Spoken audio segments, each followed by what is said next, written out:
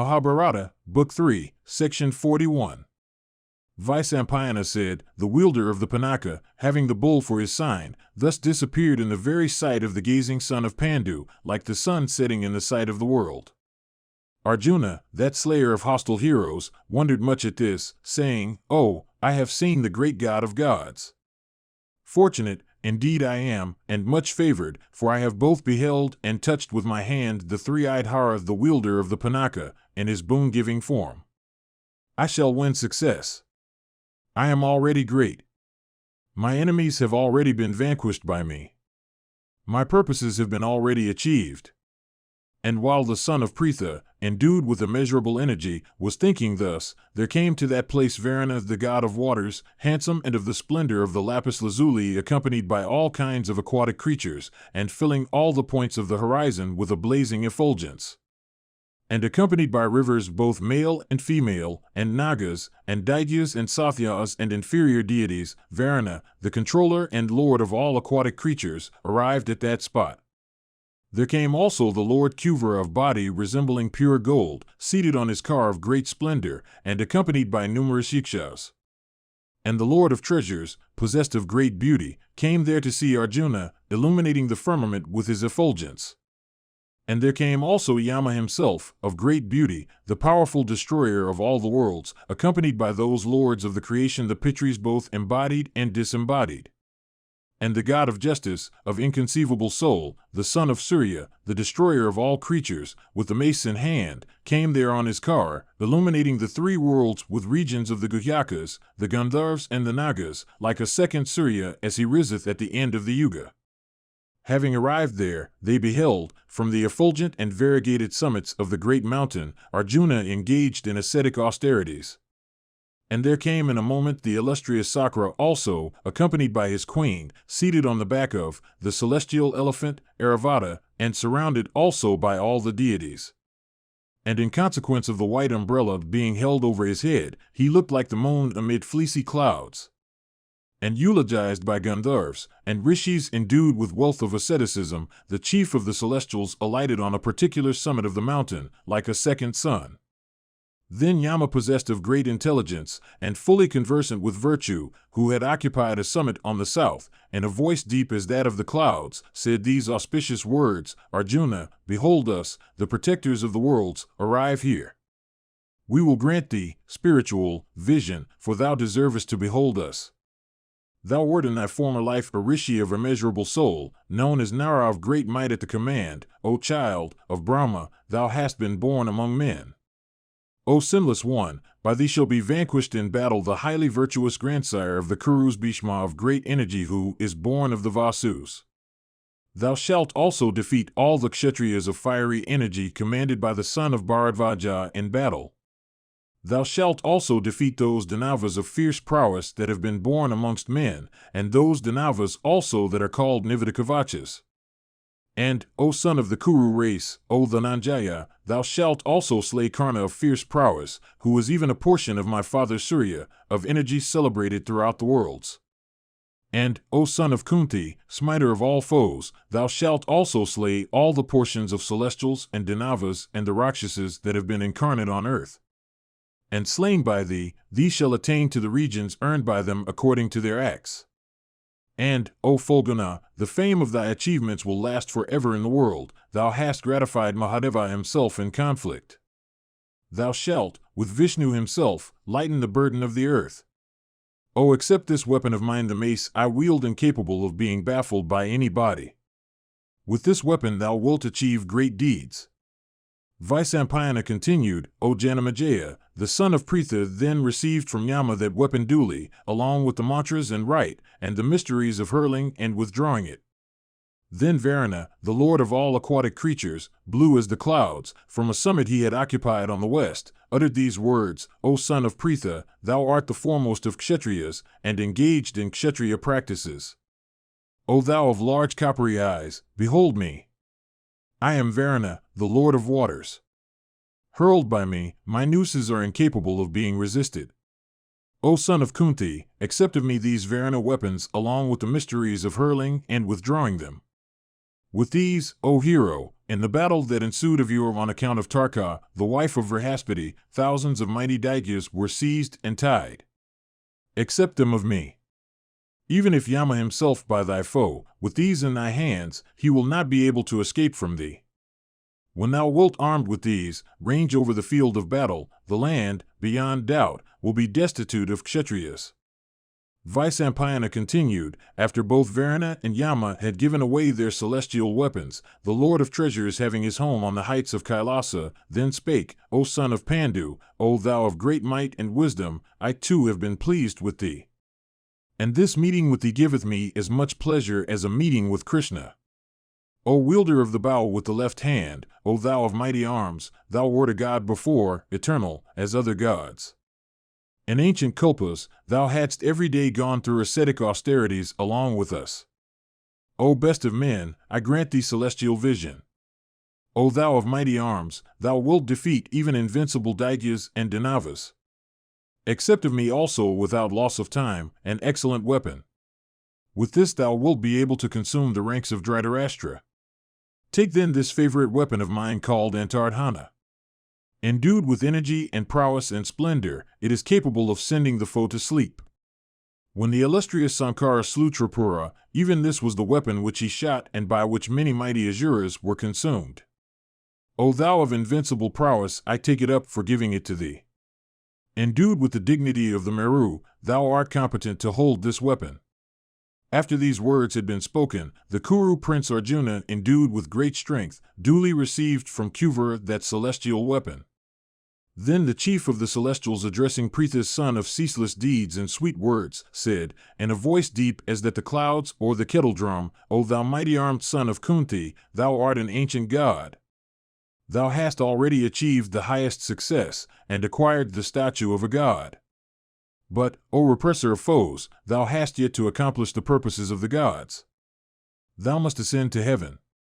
Therefore prepare thou, O hero of great splendor. My own car with Madali as charioteer will soon descend on the earth.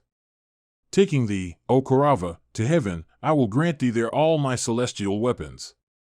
Beholding those protectors of the worlds assembled together on the heights of Himavat, Dhananjaya, the son of Kunti, wondered much, endued with great energy, he then duly worshipped the assembled Lokapalas, with words, water, and fruits.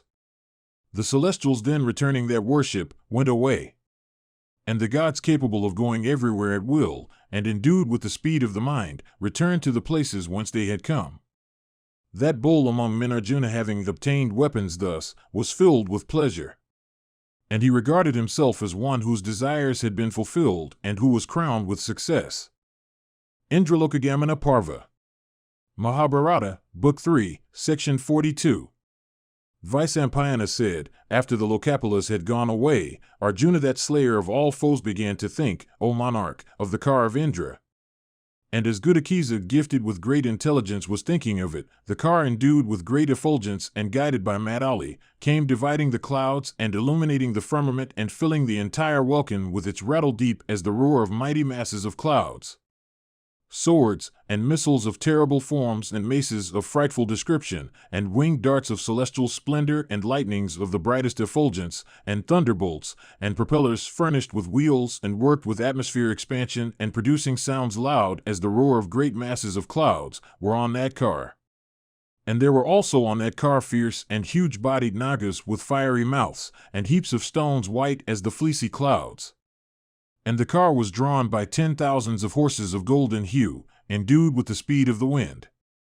And furnished with prowess of illusion, the car was drawn with such speed that the eye could hardly mark its progress. And Arjuna saw on that car the flagstaff called Vajayanta, of blazing effulgence, resembling in hue the emerald or the dark blue lotus, and decked with golden ornaments and straight as the bamboo. And beholding a charioteer decked in gold seated on that car, the mighty armed son of Pritha regarded it as belonging to the celestials. And while Arjuna was occupied with his thoughts regarding the car, the charioteer Madali, bending himself after descending from the car, addressed him, saying, O lucky son of Sakra! Sakra himself wisheth to see thee. Ascend thou without loss of time this car that hath been sent by Indra. The chief of the immortals, thy father the god of 100 sacrifices hath commanded me, saying, Bring the son of Kunti hither. Let the gods behold him. And Sankara himself, surrounded by the celestials and rishis and Gandharvas and Apsaras, waiteth to behold thee. At the command of the chastiser of Paka, therefore, ascend thou with me from this to the region of the celestials. Thou wilt return after obtaining weapons. Arjuna replied, O Madali, mount thou without loss of time this excellent car, a car that cannot be attained even by hundreds of Rajasuya and horse sacrifices. Even kings of great prosperity who have performed great sacrifices distinguished by large gifts to Brahmanas, even gods and Danavas are not competent to ride this car. He that hath not ascetic merit is not competent to even see or touch this car, far less to ride on it. O blessed one, after thou hast ascended it, and after the horses have become still, I will ascend it, like a virtuous man stepping into the high road of honesty. Vyasa continued, Madali, the charioteer of Sakra, hearing these words of Arjuna, soon mounted the car and controlled the horses. Arjuna then, with a cheerful heart, purified himself by a bath in the Ganges. And the son of Kunti then duly repeated, inaudibly, his customary prayers. He then, duly and according to the ordinance, gratified the Pitris with oblations of water. And, lastly, he commenced to invoke the Mandara, that king of mountains, saying, O mountain, thou art ever the refuge of holy, heaven-seeking munis of virtuous conduct and behavior. It is through thy grace, O mountain, that Brahmanas and Kshatriyas and Vaishyas attain heaven, and their anxieties gone, sport with the celestials. O king of mountains, O mountain, thou art the asylum of munis, and thou holdest on thy breast numerous sacred shrines. Happily have I dwelt on thy heights. I leave thee now, bidding thee farewell. Oft have I seen thy tablelands and bowers, thy springs and brooks, and the sacred shrines on thy breast. I have also eaten the savory fruits growing on thee, and have slated my thirst with draughts of perfumed water oozing from the body. I have also drunk the water of thy springs, sweet as Amrita itself. O mountain, as a child sleepeth happily on the lap of his father, so have I, O king of mountains, O excellent one, sported on thy breast, echoing with the notes of Apsaras and the chanting of the Vedas. O mountain, every day have I lived happily on thy tablelands. Thus having bidden farewell to the mountain, that slayer of hostile heroes Arjuna, blazing like the sun himself, ascended the celestial car. And the Kuru prince, gifted with great intelligence, with a glad heart, coursed through the firmament on that celestial car, effulgent as the sun and of extraordinary achievements. And after he had become invisible to the mortals of the earth, he beheld thousands of cars of extraordinary beauty. And in that region there was no sun or moon or fire to give light, but it blazed in light of its own, generated by virtue of ascetic merit. And those brilliant regions that are seen from the earth in the form of stars, like lamps, in the sky, so small in consequence of their distance, though very large, were beheld by the son of Pandu, stationed in their respective places, full of beauty and effulgence and blazing with splendor all their own. And there he beheld royal sages crowned with ascetic success, and heroes who had yielded up their lives in battle, and those that had acquired heaven by their ascetic austerities, by hundreds upon hundreds. And there were also Gandharvas, of bodies blazing like the sun, by thousands upon thousands, as also Guhyakas and Rishis and numerous tribes of Apsaras. And beholding those self-effulgent regions, Fulgana became filled with wonder, and made inquiries of Madali. And Madali also gladly replied unto him, saying, These, O son of Pritha, are virtuous persons stationed in their respective places. It is these whom thou hast seen, O exalted one, as stars, from the earth. Then Arjuna saw standing at the gates, Indra's region, the handsome and ever-victorious elephant Airavata, furnished with 4 tusks, and resembling the mountain of Kailasa with its summits. And coursing along that path of the Siddhas, that foremost of the Kurus and the son of Pandu, sat in beauty like Mandata, that best of kings. Endued with eyes like lotus leaves, he passed through the region set apart for virtuous kings. And the celebrated Arjuna, having thus passed through successive regions of heaven, at last beheld Amravati, the city of Indra. Mahabharata, Book 3, Section 43. Vyasa said, and the city of Indra which Arjuna saw was delightful and was the resort of Siddhas and Charanas. And it was adorned with the flowers of every season, and with sacred trees of all kinds. And he beheld also celestial gardens called Nandana, the favorite resort of Apsaras. And fanned by the fragrant breezes charged with the farina of sweet-scented flowers, the trees with their lord of celestial blossoms seemed to welcome him amongst them. And the region was such that none could behold it who had not gone through ascetic austerities, or who had not poured libations on fire. It was a region for the virtuous alone, and not for those who had turned their back on the field of battle. And none were competent to see it who had not performed sacrifices, or observed rigid vows, or who were without a knowledge of the Vedas, or who had not bathed in sacred waters, or who were not distinguished for sacrifices and gifts. And none were competent to see it who were disturbers of sacrifices, or who were low, or who drank intoxicating liquors, or who were violators of their preceptor's bed, or who were eaters of unsanctified meat, or who were wicked. And having beheld those celestial gardens resounding with celestial music, the strong-armed son of Pandu entered the favorite city of Indra. And he beheld their celestial cars by thousands, capable of going everywhere at will, stationed in proper places. And he saw tens of thousands of such cars moving in every direction. And fanned by pleasant breezes charged with the perfumes of flowers, the son of Pandu was praised by Apsaras and Gandharvas.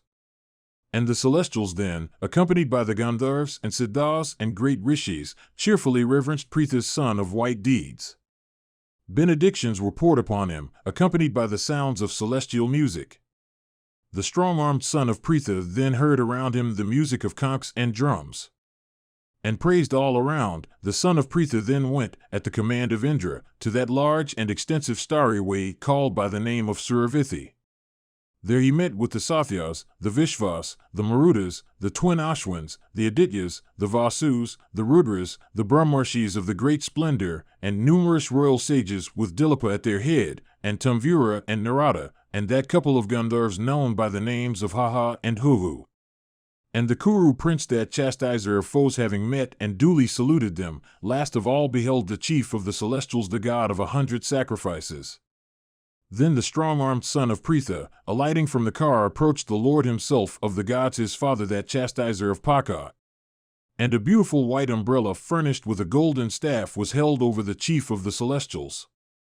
And he was fanned with a chamber perfumed with celestial scents. And he was eulogized by many Gandharvas headed by Viswavesu and others, by bards and singers, and by foremost Brahmanas chanting Rik and Yajus hymns. And the mighty son of Kunti, approaching Indra, saluted him by bending his head to the ground. And Indra thereupon embraced him with his round and plump arms. And taking his hand, Sakra made him sit by him on a portion of his own seat, that sacred seat which was worshipped by gods and rishis. And the lord of the celestials, that slayer of hostile heroes, smelt the head of Arjuna bending in humility, and even took him upon his lap. Seated on Sakra's seat at the command of that god of 1,000 eyes, Pritha's son of immeasurable energy began to blaze in splendor like a second Indra. And moved by affection, the slayer of Vritra, consoling Arjuna, touched his beautiful face with his own perfumed hands. And the wielder of the thunderbolt, patting and rubbing gently again and again with his own hands, which bore the marks of the thunderbolt, the handsome and huge arms of Arjuna, which resembled a couple of golden columns, and which were hard in consequence of drawing the bowstring and sun, enhanced the beauty of the assembly, like the sun and moon god of 1,000 eyes, eyeing his son of curly locks smilingly, and with eyes expanded with delight, seemed scarcely to be gratified. The more he gazed, the more he liked to gaze on. And seated on one seat, the father and son enhanced the beauty of the assembly, like the sun and moon beautifying the firmament together on the 14th day of the dark fortnight. And a band of Gandharvas headed by Tamvuru, skilled in music sacred and profane, sang many verses and melodious notes. And Gritachi and Menaka and Rumba and Purvachiti and Swayamprabha and Urvasi and Mishrakizi and Dandagori and Varathini and Gopali and Sahajanya and Kumbayoni and Prajagara and Chitrasena and Chitralaka and Saha and Madhuraswana, these and others by thousands, possessed of eyes like lotus leaves, who were employed in enticing the hearts of persons practicing rigid austerities, danced there. And possessing slim waists and fair large hips, they began to perform various evolutions, shaking their deep bosoms and casting their glances around, and exhibiting other attractive attitude capable of stealing the hearts and resolutions and minds of the spectators. Mahabharata, Book 3, Section 44.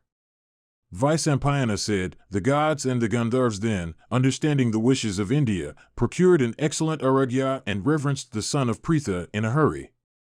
And giving water to wash both his feet and face, they caused the prince to enter the palace of Indra. And thus worshipped, Jishnu continued to live in the abode of his father. And the son of Pandu continued all the while to acquire celestial weapons, together with the means of withdrawing them. And he received from the hands of Sakra his favorite weapon of irresistible force, viz., the thunderbolt, and those other weapons also, of tremendous roar, viz., the lightnings of heaven, whose flashes are inferable from the appearance of clouds, and the dancing of peacocks. And the son of Pandu, after he had obtained those weapons, recollected his brothers. And at the command of Indra, however, he lived for full 5 years in heaven, surrounded by every comfort and luxury. After some time, when Arjuna had obtained all the weapons, Indra addressed him in due time, saying, O son of Kunti, learn thou music and dancing from Chitrasena. Learn the instrumental music that is current among the celestials, and which existeth not in the world of men, for, O son of Kunti, it will be to thy benefit. And Purandara gave Chitrasena as a friend unto Arjuna. And the son of Pritha lived happily in peace with Chitrasena. And Chitrasena instructed Arjuna all the while in music, vocal and instrumental, and in dancing. But the active Arjuna obtained no peace of mind, remembering the unfair play at dice of Sakuni, the son of Suvala, and thinking with rage of Dasasana and his death. When, however, his friendship with Chitrasena had ripened fully, he at times learned the unrivaled dance and music practiced among the Gandharvas. And at last, having learnt various kinds of dance and diverse species of music, both vocal and instrumental, that slayer of hostile heroes obtained no peace of mind, remembering his brothers and mother Kunti. Mahabharata, Book 3, Section 45. Vyasa said, one day, knowing that Arjuna's glances were cast upon Urvasi, Vasva, calling Chitrasena to himself, addressed him in private, saying, O king of Gandharvas, I am pleased. Go thou as my messenger to that foremost of Apsaras, Urvasi, and let her wait upon that tiger among men, Fulguna. Tell her, saying these words of mine, as through my instrumentality Arjuna hath learnt all the weapons and other arts, worshipped by all, so shouldst thou make him conversant with the arts of acquitting one's self in female company. Thus addressed by Indra, the chief of the Gandharvas, in obedience to that command of Vasva, soon went to Urvasi, that foremost of Apsaras. And as he saw her, she recognized him and delighted him by the welcome she offered and the salutation she gave. And seated at ease, he then smilingly addressed Urvasi, who also was seated at ease, saying, Let it be known, O thou of fair hips, that I come hither dispatched by the one sole Lord of heaven, who asketh of thee a favor. He who is known amongst gods and men for his many inborn virtues, for his grace, behavior, beauty of person, vows, and self-control, who is noted for might and prowess, and respected by the virtuous, and ready-witted, who is endued with genius and splendid energy, is of a forgiving temper and without malice of any kind, who hath studied the 4 Vedas with their branches, and the Upanishads, and the Puranas also, who is endued with devotion to his preceptors, and with intellect possessed of the 8 attributes, who by his abstinence, ability, origin, and age, is alone capable of protecting the celestial regions, like Mahabharata himself, who is never boastful, who showeth proper respect to all, who beholdeth the minutest things as clearly as if those were gross and large, who is sweet-speeched, who showereth diverse kinds of food and drink on his friends and dependents, who is truthful, worshipped of all, eloquent, handsome, and without pride, who is kind to those devoted to him, and universally pleasing and dear to all, who is firm in promise, who is equal to even Mahendra and Varuna in respect of every desirable attribute, viz., Arjuna, is known to thee. O Urvasi, know thou that hero is to be made to taste the joys of heaven. Commanded by Indra, let him today obtain thy feet. Do this, O amiable one, for Dhananjaya is inclined to thee. Thus addressed, Urvasi of faultless features assumed a smiling face, and receiving the words of the Gandharv with high respect, answered with a glad heart, saying, hearing of the virtues that should adorn men, as unfolded by thee, I would bestow my favors upon any one who happened to possess them. Why should I not then choose Arjuna for a lover? At the command of Indra, and for my friendship for thee, and moved also by the numerous virtues of Fulguna, I am already under the influence of the god of love. Go thou, therefore, to the place thou desirest. I shall gladly go to Arjuna. Mahabharata, Book 3, Section 46.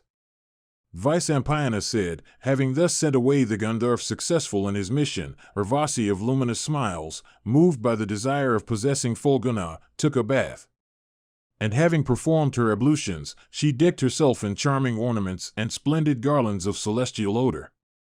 And inflamed by the god of love, and her heart pierced through and through by the shafts shot by Monmouth, keeping in view the beauty of Arjuna, and her imagination wholly taken up by the thoughts of Arjuna, she mentally sported with him on a wide and excellent bed laid over with celestial sheets. And when the twilight had deepened and the moon was up, that Apsara of high hips sent out for the mansions of Arjuna. And in that mood, and with her crisp, soft and long braids decked with bunches of flowers, she looked extremely beautiful.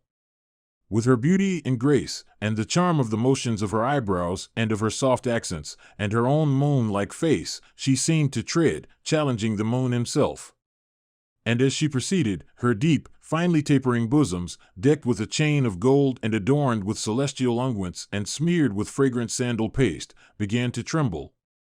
And in consequence of the weight of her bosoms, she was forced to slightly stoop forward at every step, bending her waist exceedingly beautiful with 3 folds.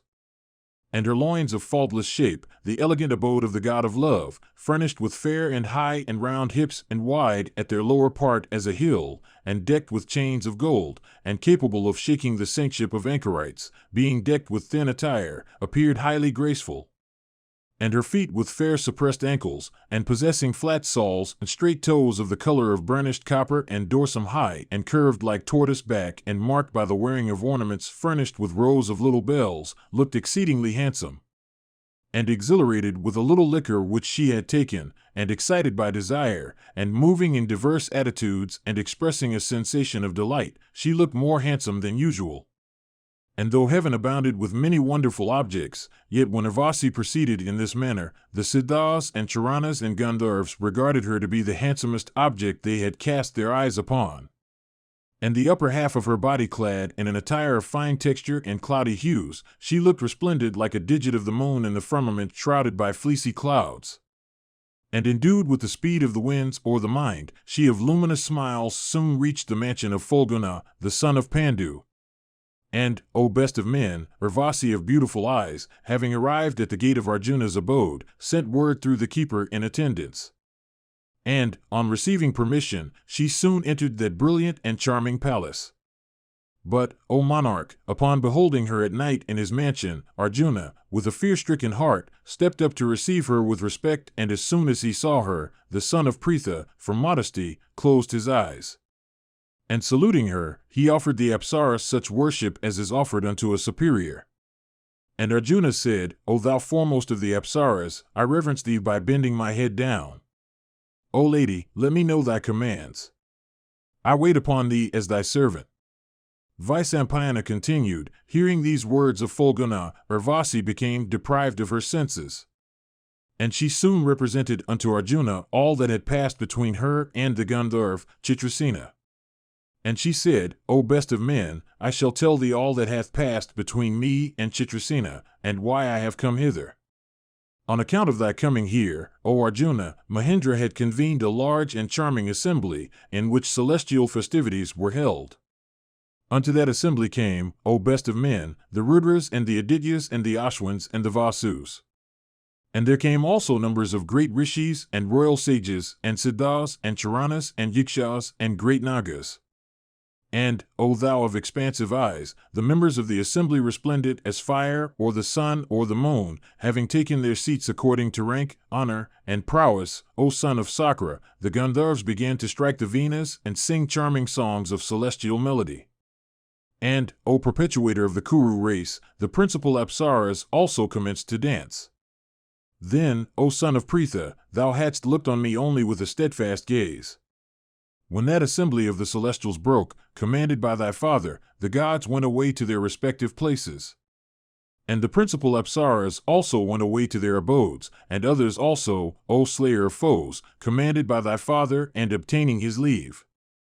It was then that Chitrasena sent to me by Sakra, and arriving at my abode. O thou of eyes like lotus leaves, he addressed me, saying, O thou of the fairest complexion, I have been sent unto thee by the chief of the celestials. Do thou something that would be agreeable to Mahendra and myself, and to thyself also. O thou of fair hips, seek thou to please Arjuna, who is brave in battle even like Sakra himself, and who is always possessed of magnanimity. Even these, O son of Pritha, were his words. Thus, O sinless one, commanded by him and thy father also, I come to thee in order to wait upon thee, O slayer of foes. My heart hath been attracted by thy virtues, and am already under the influence of the god of love. And, O hero, even this is my wish, and I have cherished it forever. Vaisampayana continued, while in heaven, hearing her speak in this strain, Arjuna was overcome with bashfulness. And shutting his ears with his hands, he said, O blessed lady, fie on my sense of hearing, when thou speakest thus to me. For, O thou of beautiful face, thou art certainly equal in my estimation unto the wife of a superior. Even as Kunti here, even this is my wish, and I have cherished it forever. Some text is obviously missing here. JBH, of high fortune, or Sachi the queen of Indra, art thou to me, O auspicious one, of this there is no doubt. That I had gazed particularly at thee, O blessed one, is true. There was a reason for it. I shall truly tell it to thee, O thou of luminous smiles. In the assembly I gazed at thee with eyes expanded in delight, thinking, even this blooming lady is the mother of the Kaurava race. O blessed Apsara, it behoveth thee not to entertain other feelings towards me, for thou art superior to my superiors, being the parent of my race. Hearing these words of Arjuna, Urvasi answered, saying, O son of the chief of the celestials, we Apsaras are free and unconfined in our choice. It behoveth thee not, therefore, to esteem me as thy superior. The sons and grandsons of Puru's race, that have come hither in consequence of ascetic merit, do all sport with us, without incurring any sin. Relent, therefore, O hero, it behoveth thee not to send me away. I am burning with desire. I am devoted to thee. Accept me, O thou giver of proper respect. Arjuna replied, O beautiful lady of features perfectly faultless, listen. I truly tell thee. Let the four directions and the transverse directions, let also the gods listen. O sinless one, as Kunti, or Madri, or Sachi, is to me, so art thou, the parent of my race, an object of reverence to me. Return, O thou of the fairest complexion, I bend my head unto thee, and prostrate myself at thy feet. Thou deservest my worship as my own mother, and it behoveth thee to protect me as a son. Vaisampayana continued, thus addressed by Partha, Urvasi was deprived of her senses by wrath. Trembling with rage, and contracting her brows, she cursed Arjuna, saying, Since thou disregardest a woman come to thy mansion at the command of thy father and of her own motion, a woman, besides, who is pierced by the shafts of Kama, therefore, O Partha, thou shalt have to pass thy time among females unregarded, and as a dancer, and destitute of manhood and scorned as a eunuch. Vaisampayana continued, having cursed Arjuna thus, Urvasi's lips still quivered in anger, herself breathing heavily all the while. And she soon returned to her own abode. And that slayer of foes, Arjuna, also sought Chitrasena without loss of time. And having found him, he told him all that had passed between him and Urvasi in the night. And he told Chitrasena everything as it had happened, repeatedly referring to the curse pronounced upon him. And Chitrasena also represented everything unto Sakra. And Haravahana, calling his son unto himself in private, and consoling him in sweet words, smilingly said, O thou best of beings, having obtained thee, O child, Pritha hath today become a truly blessed mother. O mighty armed one, thou hast now vanquished even rishis by the patience and self-control. But, O giver of proper respect, the curse that Urvasi hath denounced on thee will be to thy benefit, O child, and stand thee in good stead. O sinless one, ye will have on earth to pass the 13th year of your exile, unknown to all. It is then that thou shalt suffer the curse of Urvasi. And having passed 1 year as a dancer without manhood, thou shalt regain thy power on the expiration of the term. Thus addressed by Sakra, that slayer of hostile heroes, Fulguna experienced great delight and ceased to think of the curse. And Dhananjaya, the son of Pandu, sported in regions of heaven with the Gandharv Chitrasena of great celebrity. The desires of the man that listeneth to this history of the son of Pandu never run after lustful ends. The foremost of men, by listening to this account of the awfully pure conduct of Fulguna, the son of the Lord of the Celestials, become void of pride and arrogance and wrath and other faults, and ascending to heaven, sport there in bliss. Mahabharata, Book 3, Section 47. Vyasa said, one day, the great Rishi Lomesa in course of his wanderings went to the abode of Indra, desirous of beholding the Lord of the Celestials. And the great Muni, having approached the chief of the gods, bowed to him respectfully. And he beheld the son of Pandu occupying half of the seat of Vasva. And worshipped by the great rishis, that foremost of Brahmanas sat on an excellent seat at the desire of Sakra. And beholding Arjuna seated on Indra's seat, the rishi began to think as to how Arjuna, who was a Kshatriya, had attained to the seat of Sakra himself.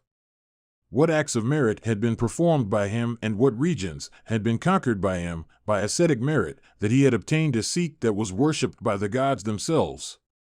And as the rishi was employed with these thoughts, Sakra, the slayer of Vritra, came to know of them. And having known them, the Lord of Sachi addressed Lomesa with a smile and said, Listen, O Brahmarshi, about what is now passing in thy mind. This one is no mortal though he hath taken his birth among men. O great Rishi, the mighty armed hero is even my son born of Kunti. He hath come hither, in order to acquire weapons for some purpose. Alas! Dost thou not recognize him as an ancient Rishi of the highest merit? Listen to me, O Brahmana, as I tell thee who is and why he hath come to me. Those ancient and excellent rishis who were known by the names of Nara and Narayana are, no, O Brahmana, none else than Hrishikesa and Dhananjaya. And those rishis, celebrated throughout the 3 worlds, and known by the names of Nara and Narayana have, for the accomplishment of a certain purpose, been born on earth for the acquisition of virtue. That sacred asylum which even gods and illustrious rishis are not competent to behold, and which is known throughout the world by the name of Vadari, and situate by the source of the Ganga, which is worshipped by the Siddhas and the Charanas, was the abode, O Brahmana, of Vishnu and Jishnu. Those rishis of blazing splendor have, O Brahmarshi, at my desire, been born on earth, and endued with mighty energy, will lighten the burden thereof. Besides this, there are certain asuras known as Nivedakavachas, who, proud of the boon they have acquired, are employed in doing us injuries. Boastful of their strength, they are even now planning the destruction of the gods, for, having received a boon, they no longer regard the gods. Those fierce and mighty Danavas live in the nether regions. Even all the celestials together are incapable of fighting with them. The blessed Vishnu, the slayer of Madhuhi, indeed who is known on earth as Kapila, and whose glance alone, O exalted one, destroyed the illustrious sons of Sagara, when they approached him with loud sounds in the bowels of the earth, that illustrious and invincible Hari is capable, O Brahmana, of doing us a great service. Either he or Partha or both may do us that great service, without doubt. Verily, as the illustrious Hari had slain the Nagas in the great lake, he, by sight alone, is capable of slaying those asuras called the Nivedakavachas, along with their followers. But the slayer of Madhu should not be urged when the task is insignificant. A mighty mass of energy that he is. It swelleth to increasing proportions, it may consume the whole universe. This Arjuna also is competent to encounter them all, and the hero, having slain them in battle, will go back to the world of men.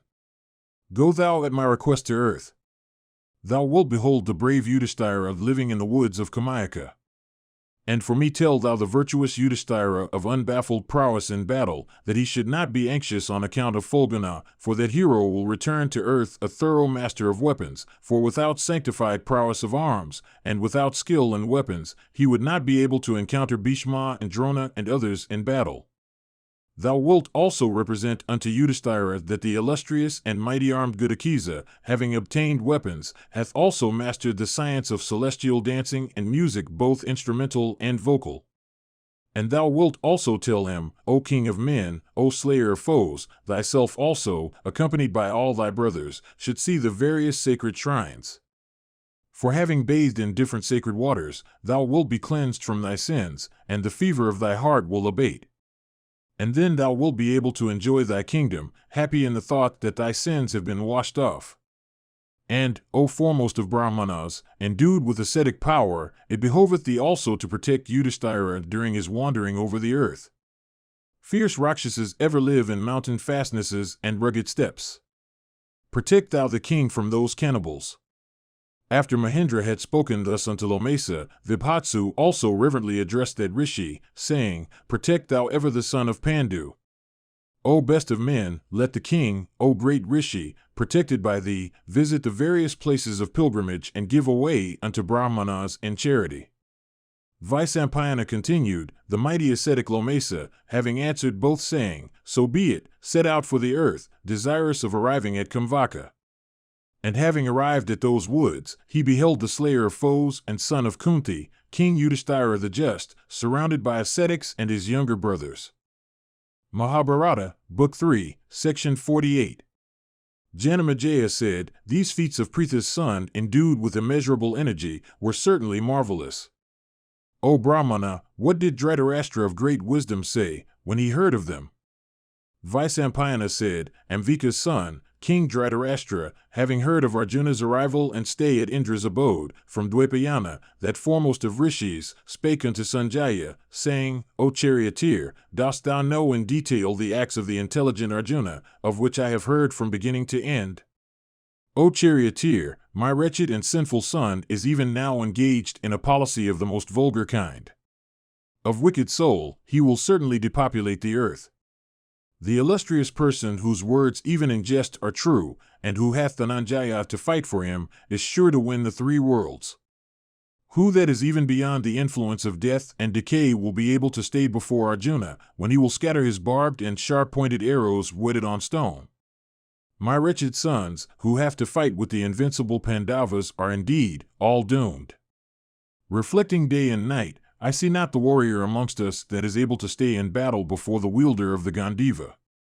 If Drona, or Karna, or even Bhishma advance against him in battle, a great calamity is likely to befall the earth. But even in that case, I see not the way to our success. Karna is kind and forgetful. The preceptor Drona is old, and the teacher of Arjuna, however, is wrathful and strong and proud and of firm and steady prowess. As all these warriors are invincible, a terrible fight will take place between them. All of them are heroes skilled in weapons and of great reputation. They would not wish for the sovereignty of the world if it was to be purchased by defeat. Indeed, peace will be restored only on the death of these or of Fulguna. The slayer of Arjuna, however, existeth not, nor doth one that can vanquish him. Oh, how shall that wrath of his which hath myself for its object be pacified? Equal unto the chief of the celestials, that hero gratified Agni at Khandava and vanquished all the monarchs of the earth on the occasion of the great Rajasuya. O Sanjaya, the thunderbolt falling on the mountain top leaveth a portion unconsumed, but the shafts, O child, that are shot by Kiriti leave not a rack behind. As the rays of the sun heat this mobile and immobile universe, so will the shafts shot by Arjuna's hands scorch my sons. It seemeth to me that the Kamas of the Bharatas, terrified at the clatter of Arjuna's chariot wheels, are already broken through in all directions. Vidhatri hath created Arjuna as an all-consuming destroyer. He stayeth in battle as a foe, vomiting and scattering swarms of arrows. Who is there that will defeat him? Mahabharata, Book 3, Section 49. Sanjaya said, That which hath been uttered by thee, O king, with respect to Duryodhana is all true. Nothing that thou hast said, O Lord of the earth, is untrue. The Pandavas of immeasurable energy have been filled with rage at the sight of Krishna, their wedded wife of pure fame, brought in the midst of the assembly. Hearing also those cruel words of Dasasana and Karna, they have been so incensed, O king, that they will not, I ween, forgive the Kurus on my account. I have heard, O king, how Arjuna hath gratified in battle by means of his bow the god of gods Stanu of 11 forms. The illustrious lord of all the gods Kapardan, himself desirous of testing Phalguna, fought with him, having assumed the guise of a Kirata. And there it was that the Lokapala, in order to give away their weapons unto that bull of the Kuru race, showed themselves unto him of undeteriorating prowess. What other man on earth, except Phalguna, would strive to have a sight of these gods in their own forms? And, O king, who is there that will weaken in battle Arjuna, who could not be weakened by Mahesvara himself, possessed of 8 forms? Thy sons, having dragged Draupadi, and thereby incensed the sons of Pandu, have brought this frightful and horrifying calamity upon themselves. Beholding Duryodhana showing both his thighs unto Draupadi, Bhima said with quivering lips, Wretch! Those thighs of thine will I smash with my fierce descending mace, on the expiration of 13 years. All the sons of Pandu are the foremost of smiters, all of them are of immeasurable energy, all of them are well versed in every kind of weapons. For these, they are incapable of being vanquished even by the gods. Incensed at the insult offered to their wedded wife, Pritha's sons, urged by wrath, will, I ween, slay all thy sons in battle. Dhritarashtra said, O charioteer, what mischief hath been done by Karna uttering those cruel words to the sons of Pandu? Was not the enmity sufficient that was provoked by bringing Krishna into the assembly? How can my wicked sons live, whose eldest brother and preceptor walketh not in the path of righteousness? Seeing me void of eyesight, and incapable of exerting myself actively, my wretched son, O charioteer, believeth me to be a fool, and listeneth not to my words.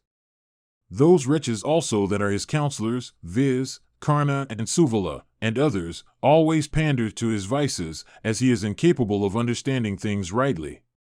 The shafts that Arjuna of immeasurable prowess may lightly shoot are capable of consuming all my sons, leave alone those shafts that he will shoot, impelled by anger. The arrows urged by the might of Arjuna's arms and shot from his large bow, and inspired with mantras capable of converting them into celestial weapons, can chastise the celestials themselves. He who hath for his counselor and protector and friend that smiter of sinful men, the Lord of the 3 worlds, Hari himself, encountereth nothing that he cannot conquer. This, O Sanjaya, is most marvelous in Arjuna that, as we have heard, he hath been clasped by Mahadeva in his arms. That also which Phalguna, assisted by Damodara, did of old towards helping Agni in the conflagration of Khandava, hath been witnessed by all the world.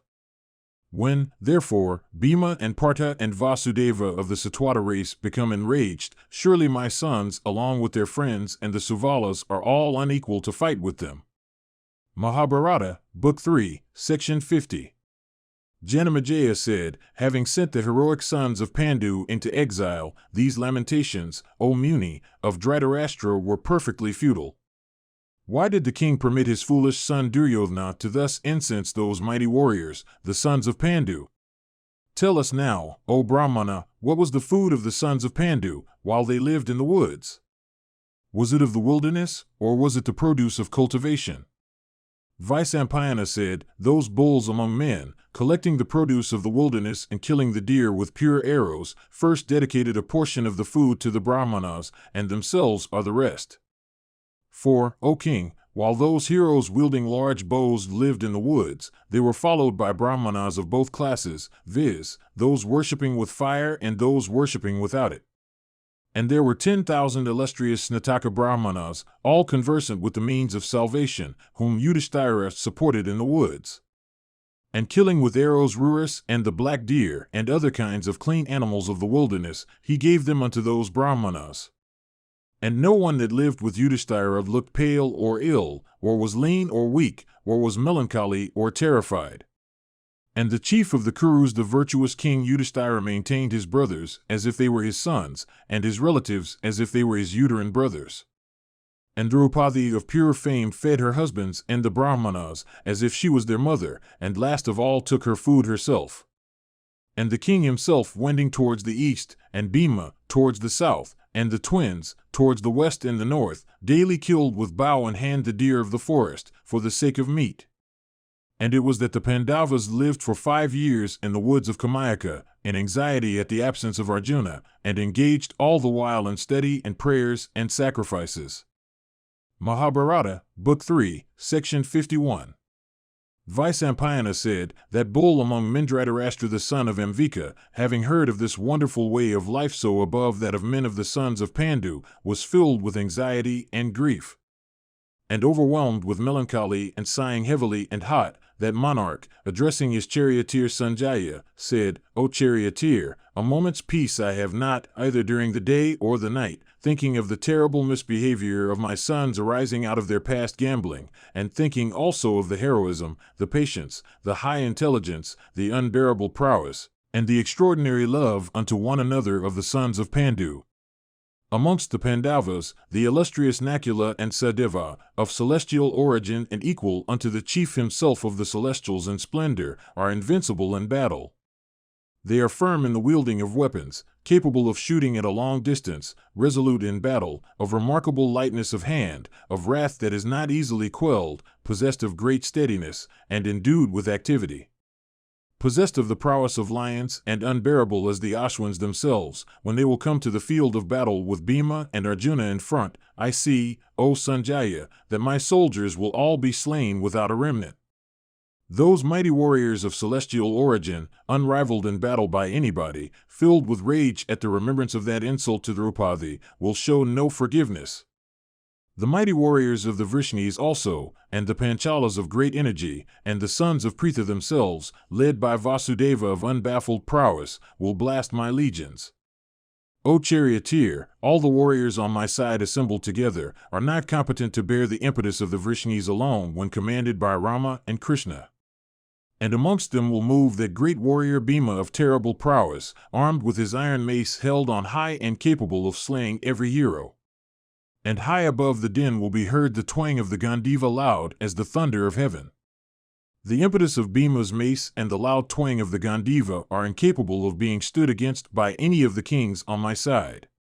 It is then, O Sanjaya, that obedient as I have been to the voice of Duryodhana, I shall have to call back the rejected counsels of my friends' counsels that I should have attended to in time. Sanjaya said, This hath been thy great fault, O king, viz., that though capable, thou didst not, from affection, prevent thy son from doing what he hath done. The slayer of Madhu, that hero of unfading glory, hearing that the Pandavas had been defeated at Dice, soon went to the woods of Kamayaka and consoled them there. And Draupadi's sons, also headed by Drishtadyumna, and Virata, and Drishtaketu, and those mighty warriors, the Kakayas, all went there. All that was said by these warriors at the sight of Pandu's son defeated at Dice was learnt by me through our spies. I have also told thee all, O king. When the slayer of Madhu met the Pandavas, they requested him to become the charioteer of Fulguna in battle. Hari himself, thus requested, answered them, saying, So be it. And even Krishna himself, beholding the sons of Pritha dressed in deer skins, became filled with rage, and addressing Yudhishthira, said, That prosperity which the sons of Pritha had acquired at Indraprastha, and which, unobtainable by other kings, was beheld by me at the Rajasuya sacrifice, at which, besides, I saw all kings, even those of the Vangas and Angas and Pandras and Odras and Cholas and Dravidas and Andhakas, and the chiefs of many islands and countries on the seaboard as also of frontier states, including the rulers of the Sinhalas, the barbarous Mlekas, the natives of Lanka, and all the kings of the west by hundreds, and all the chiefs of the seacoast, and the kings of the Pallavas and the Daradas and the various tribes of the Karatas and Yavnas and Sakras and the Harahonas and Chinas and Takaras and the Sandhavas and the Jagudas and the Ramathas and the Mundas and the inhabitants of the kingdom of women and the Tanganas and the Kakayas and the Malavas and the inhabitants of Kashmira, afraid of the prowess of your weapons, present in obedience to your invitation, performing various offices, that prosperity, O king, so unstable and waiting at present on the foe, I shall restore to thee, depriving thy foe of his very life. I shall, O chief of the Kurus, assisted by Rama and Bhima and Arjuna and the twins and Akrura and Gada and Shamva and Pradyumna and Ahuka and the heroic Drishtadyumna and the son of Sisupala, slay in battle in course of a day Duryodhana and Karna and Dusasana and Suvala's son and all others who may fight against us. And thou shalt, O Bharata, living at Hastinapura along with thy brothers, and snatching from Dhritarashtra's party the prosperity they are enjoying, rule this earth. Even these, O king, were Krishna's words unto Yudhishthira, who, on the conclusion of Krishna's speech, addressed him in that meeting of heroes and in the hearing of all those brave warriors headed by Drishtadyumna, saying, O Janardana, I accept these words of thine as truth.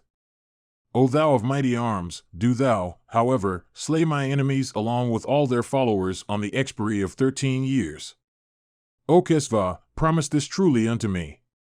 I promised in the presence of the king to live in the forest as I am now living. Consenting to these words of King Yudhishthira the Just, his counselors headed by Drishtadyumna soon pacified the incensed Kesva with sweet words and expressions suitable to the occasion. And they also said unto the Drupadi of pure deeds in the hearing of Vasudeva himself, these words, O lady, in consequence of thy anger, Duryodhana shall lay down his life. We promise it, O thou of the fairest complexion. Therefore, grieve no more. O Krishna, those that mock thee, beholding thee wanted dice, shall reap the fruit of their act. Beasts of prey and birds shall eat their flesh, and mock them thus. Jackals and vultures will drink their blood. And, O Krishna, thou shalt behold the bodies of those wretches that dragged thee by the hair prostrate on the earth, dragged and eaten by carnivorous animals.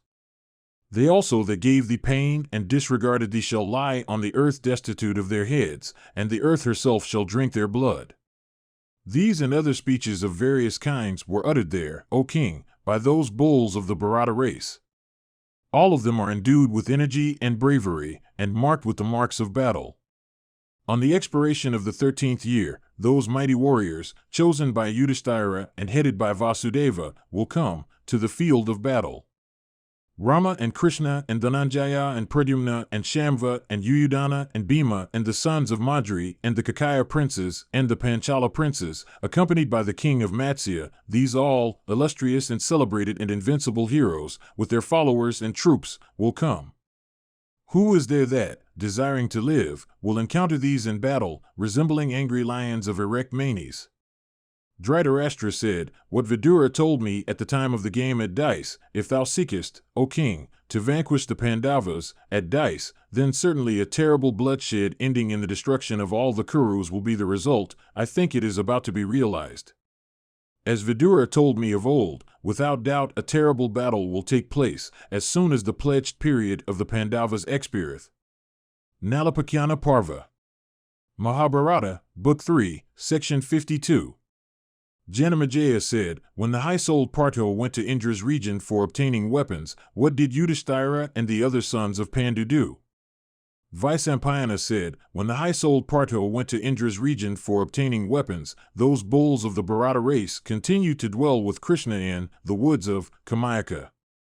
One day, those foremost of the Bharatas, afflicted with grief, were seated with Krishna on a clean and solitary sward. Grieving for the Dhananjaya, overwhelmed with sorrow, their voices were choked with weeping. Tortured by the Dhananjaya's absence, grief afflicted them equally. And filled with sorrow at their separation from Arjuna and at the loss of their kingdom, the mighty-armed Bhima among them addressed Yudhishthira, saying, That bull of the Bharata race, Arjuna, O great king, on whom depend the lives of Pandu's sons, and on whose death the Panchalas, as also ourselves with our sons and Satyaki and Vasudeva are sure to die, hath gone away at thy behest. What can be sadder than this, that the virtuous Vipatsu hath gone away at thy command, thinking of his many griefs? Depending upon the might of that illustrious hero's arms, regard our foes as already vanquished in battle, and the whole earth itself as already acquired by us. It was for the sake of that mighty warrior that I refrained from sending to the other world all the Dhritarashtras along with the Suvalas in the midst of the assembly. Gifted with might of arms, and supported by Vasudeva, we have to suppress the wrath that hath been roused in us, because thou art the root of that wrath. Indeed, with Krishna's help, slaying our foes headed by Karna, we are able to rule the entire earth. Thus, conquered by our own arms. Endued with manliness, we are yet overwhelmed with calamities, in consequence of thy gambling vice, while the foolish null of Dhritarashtra are growing stronger with the tributes gathered from dependent kings. O mighty monarch, it behoveth thee to keep in view the duties of the Kshatriya. O great king, it is not the duty of a Kshatriya to live in the woods. The wise are of the opinion that to rule is the foremost duty of a Kshatriya. O king, thou art conversant with Kshatriya morality. Do not, therefore, deviate from the path of duty. Turning away from the woods, let us, summoning Partha and Janardana, slay, O king, the sons of Dhritarashtra, even before the 12 years are complete. O illustrious monarch, O king of kings, even if these Dhritarashtras be surrounded by soldiers in array of battle, I shall send them to the other world by dint of might alone. I shall slay all the sons of Dhritarashtra along with the Sauvalas, indeed, Duryodhana, Karna, and anyone else that will fight with me. And after I shall have slain all our foes, thou mayst come back into the woods. By acting thus, O king, no fault will be thine. Or if any sin be thine, O repressor of foes, O mighty monarch, washing it off, O sire, by various sacrifices, we may ascend to a superior heaven. Such a consummation may come to pass, if our king proveth not unwise or procrastinating. Thou art, however, virtuous. Verily the deceitful should be destroyed by deceit. To slay the deceitful by deceit is not regarded as sinful. O Bharata, it is also said by those versed in morality that one day and night is, O great prince, equal unto a full year. The Veda text also, Exalted One, is often heard, signifying that a year is equivalent to a day when passed in the observance of certain difficult vows. O thou of unfading glory, if the Vedas are an authority with thee, regard thou the period of a day and something more as the equivalent of 13 years. O repressor of foes, this is the time to slay Duryodhana with his adherents. Else, O king, he will beforehand bring the whole earth obedient to his will. O foremost of monarchs, all this is the result of thy addiction to gambling. We are on the verge of destruction already, in consequence of thy promise of living 1 year undiscovered. I do not find the country where, if we live, the wicked-minded Suddhodana may not be able to trace us by his spies. And finding us out, that wretch will again deceitfully send us into such exile in the woods.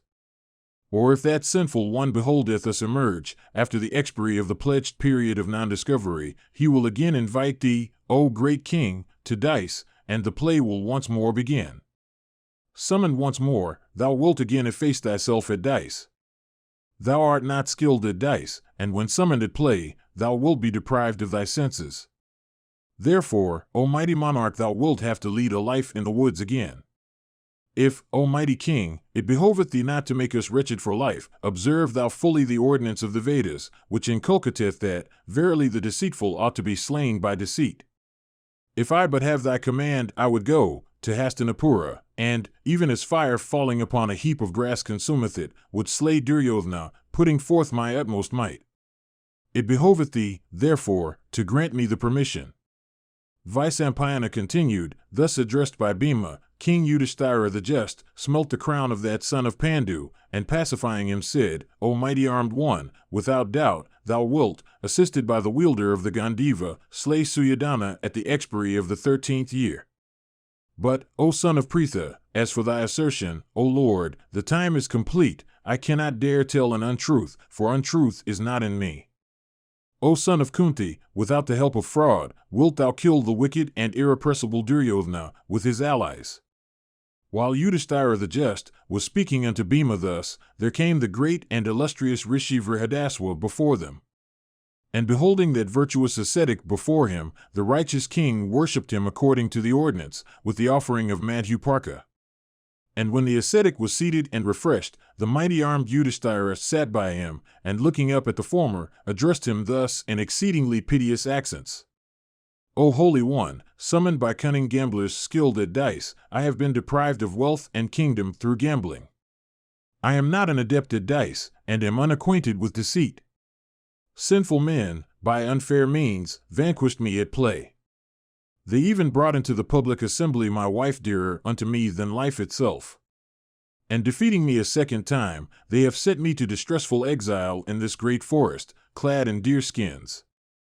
At present I am leading a distressful life in the woods in grief of heart. Those harsh and cruel speeches they addressed me on the occasion of that gambling match, and the words of my afflicted friends relating to the match at dice and other subjects, are all stored up in my remembrance. Recollecting them I passed the whole night in sleepless anxiety. Deprived also of the company of the illustrious wielder of the Gandiva, on whom depend the lives of us all, I am almost deprived of life. Oh, when shall I see the sweet-speeched and large-hearted Vibhatsu, so full of kindness and activity, return to us, having obtained all weapons? Is there a king on this earth who is more unfortunate than myself? Hast thou ever seen or heard of any such before? To my thinking, there is no man more wretched than I am. Vyasa said, O great king, O son of Pandu, thou sayest, there is no person more miserable than I am, O sinless monarch. If thou wilt listen, I will relate unto thee the history of a king more wretched than thyself. Vyasa continued, and thereupon the king said unto the ascetic, O illustrious one, tell me, I desire to hear the history of the king who had fallen into such a condition. Vyasa said, O king, O thou that never fallest off, listen attentively with thy brothers. I will narrate the history of a prince more miserable than thyself. There was a celebrated king among the Nishadas, named Virasena. He had a son named Nala, versed in the knowledge of virtue and wealth. It hath been heard by us that king was deceitfully defeated by Pushkara, and afflicted with calamity, he dwelt in the woods with his spouse. And, O king, while he was living in the forest, he had neither slaves nor cars, neither brothers nor friends with him. But thou art surrounded by thy heroic brothers like unto the celestials, and also by foremost regenerate ones like unto Brahma himself. Therefore, it behoveth thee not to grieve. Yudhishthira said, I am anxious to hear in detail, O thou foremost of eloquent men, the history of the illustrious Nala. It behoveth thee therefore to relate it unto me. Mahabharata, Book 3, Section 53. Vyasa said, there was a king named Nala, the son of Virasena. And he was strong, and handsome, and well versed in the knowledge of horses, and possessed of every desirable accomplishment. And he was at the head of all the kings, even like the Lord of the Celestials. And exalted over all, he resembled the sun in glory. And he was the king of the Nishadas, intent on the welfare of the Brahmanas, versed in the Vedas, and possessed of heroism. And he was truth-telling, fond of dice, and the master of a mighty army. And he was the beloved of men and women, and of great soul and subdued passions. And he was the protector of all, and the foremost of bowmen, and like unto Manu himself. And like him, there was among the Vidarbhas a king named Bhima, of terrible prowess, heroic and well-disposed towards his subjects and possessed of every virtue. But withal, he was childless. And with a fixed mind, he tried his utmost for obtaining issue. And, O Bharata, there came unto him, once, a Brahmarshi named Damana. And, O King of Kings, desirous of having offspring, Bhima, versed in morality, with his queen gratified that illustrious Rishi by a respectful reception. And Damana, well pleased, granted unto the king and his consort a boon in the form of a jewel of a daughter, and 3 sons possessed of lofty souls and great fame. And they were called respectively Damayanti, and Dhamma, and Danta, and illustrious Damana. And the 3 sons were possessed of every accomplishment and terrible mean and fierce prowess. And the slender-waisted Damayanti, in beauty and brightness, in good name and grace and luck, became celebrated all over the world. And on her attaining to age, hundreds of handmaids and female slaves, decked in ornaments, waited upon her like Sachi herself. And Bhima's daughter of faultless features, decked in every ornament, shone in the midst of her handmaids, like the luminous lightning of the clouds. And the large-eyed damsel was possessed of great beauty like that of Shri herself. And neither among celestials, nor among Ikshas, nor among men was anybody possessed of such beauty, seen or heard of before.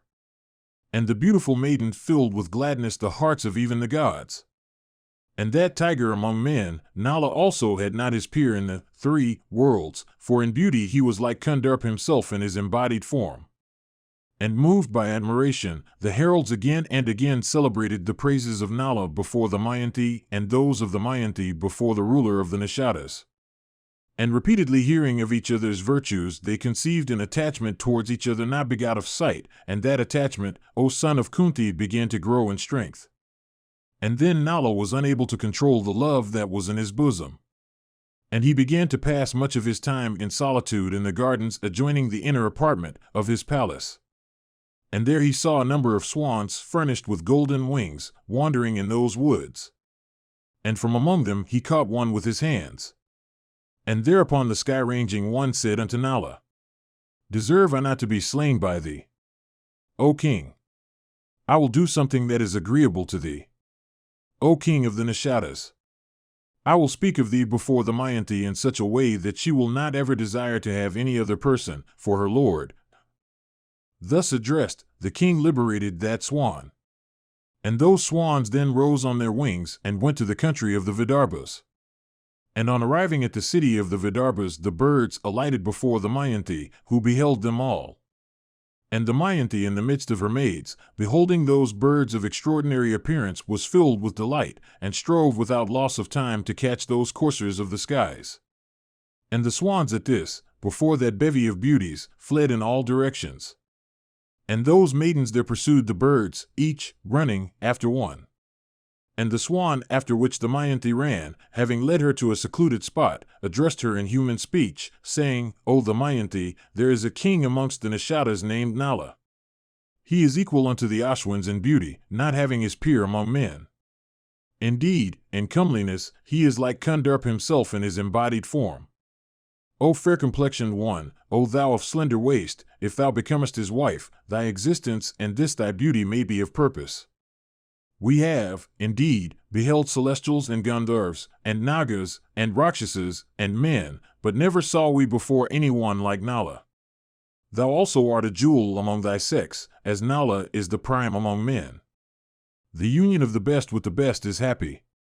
Thus addressed by the swan.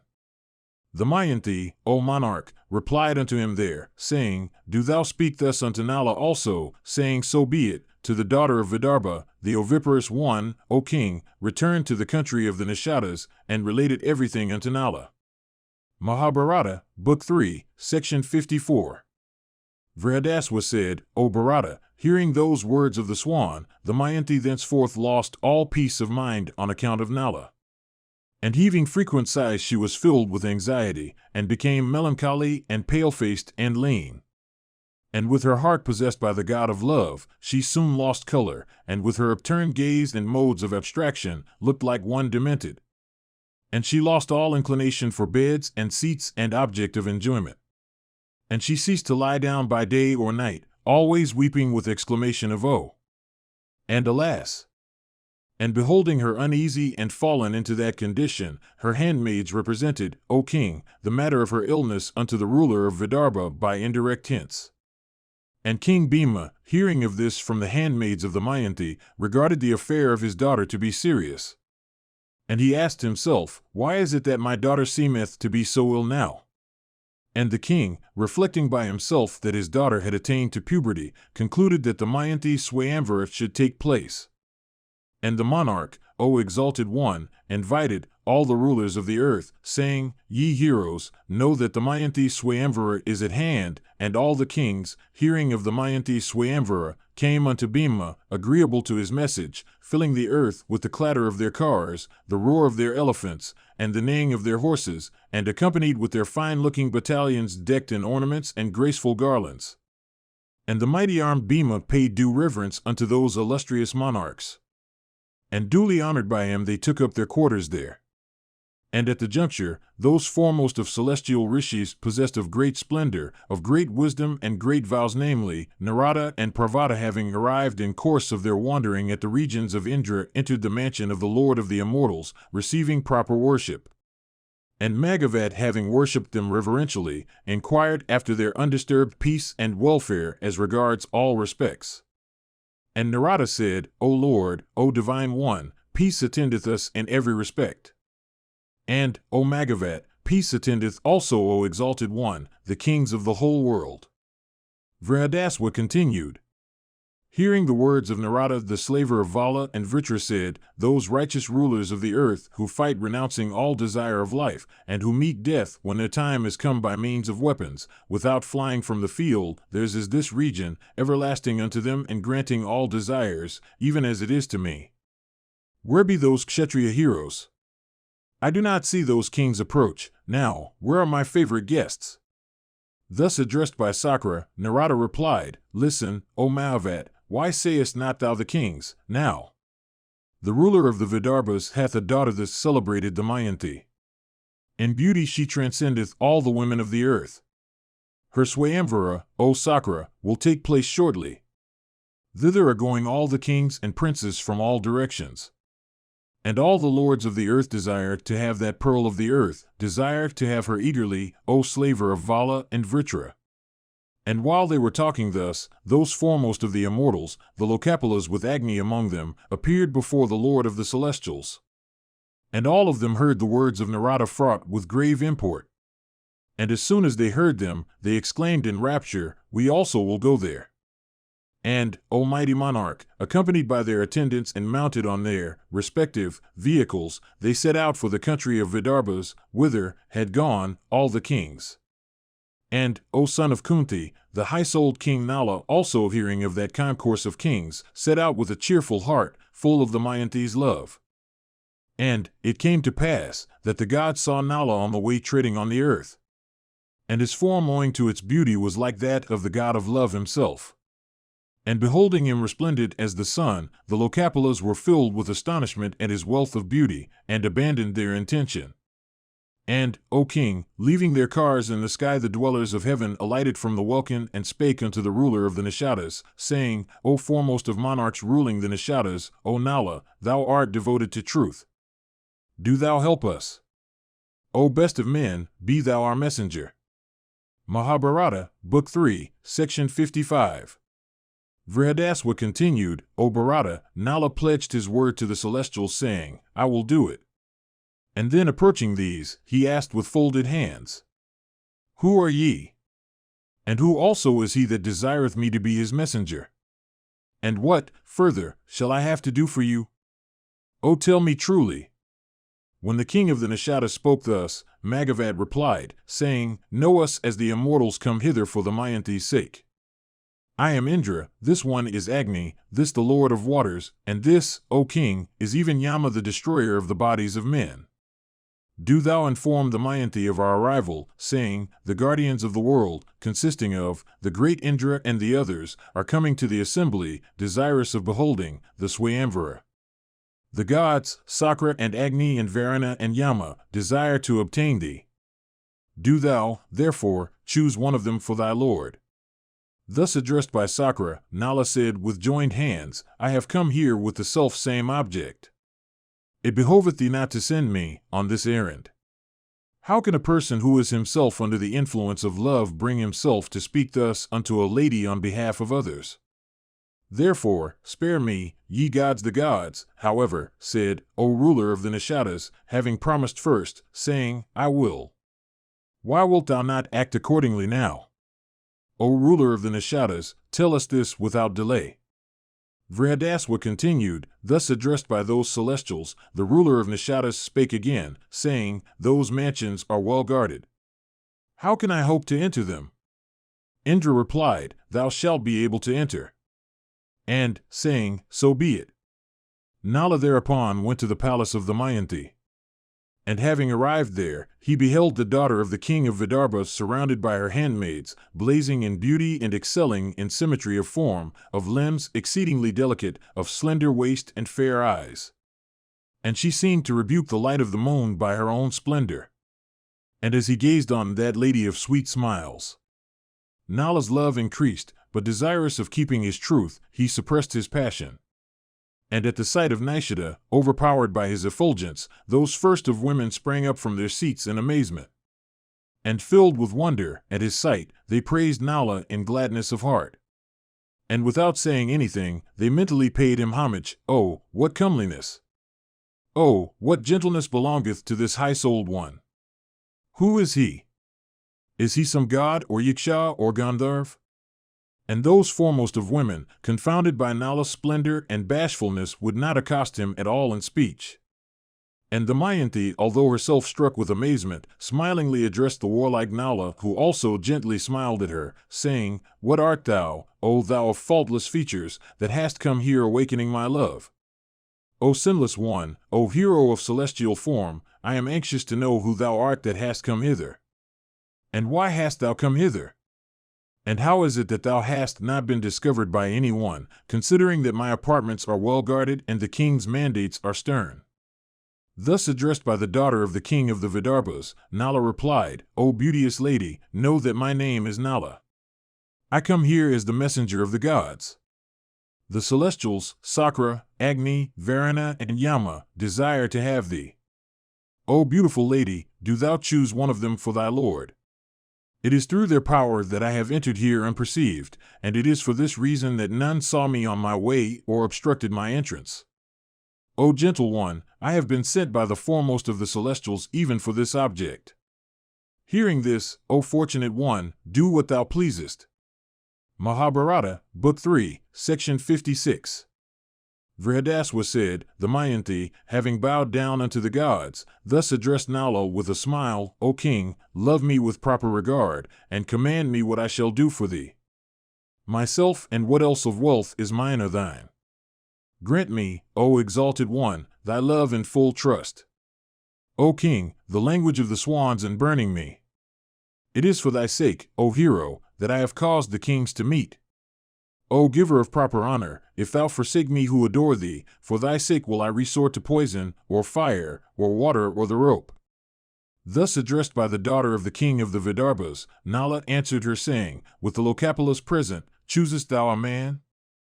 Do thou turn thy heart to those high-souled lords, the creators of the worlds, unto the dust of whose feet I am not equal. Displeasing the gods, a mortal cometh by death. Save me, O thou of faultless limbs.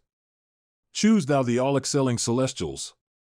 By accepting the gods, do thou enjoy spotless robes, and celestial garlands of variegated hues, and excellent ornaments. What woman would not choose as her lord Hudasana the chief of the celestials, who compassing the earth swalloweth it? What woman would not choose him as her lord, the dread of whose mace induceth all creatures to tread the path of virtue? And what woman would not choose as her lord the virtuous and high-souled Mahendra, the lord of the celestials, the chastiser of Daityas and Danavas? Or, if thou couldst choose in thy heart Varuna amongst the Lokapalas, do so unhesitatingly. O accept this friendly advice." Thus addressed by Nishida, Damayanti, with eyes bathed in tears of grief, spake thus unto Nala, "O lord of the earth, bowing to all the gods, I choose thee for my lord. Truly do I tell thee this." The king, who had come as the messenger of the gods, replied unto the trembling Damayanti standing with folded hands, "O amiable one, do as thou pleasest. Having given my pledge, O blessed one, unto the gods in especial, how can I, having come on others' mission, dare seek my own interest? If seeking my own interest consists with virtue, I will seek it, and do thou also, O beauteous one, act accordingly." Then Damayanti of luminous smile slowly spake unto King Nala, in words choked with tears, "O lord of men, I see a blameless way, by which no sin whatever will attach unto thee. O king, do thou, O foremost of men, come to the Swayamvara in company with all the gods headed by Indra.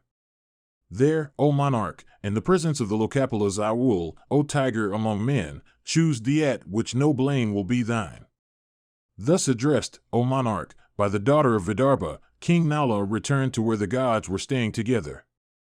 And beholding him approach those great gods, the Lokapalas eagerly asked him about all that had happened, saying, "Hast thou, O king, seen the Damayanti of sweet smiles? What hath she said unto us all? O sinless monarch, tell us everything." Nala answered, "Commanded by you I entered the Damayanti's palace furnished with lofty portals guarded by veteran warders bearing wands.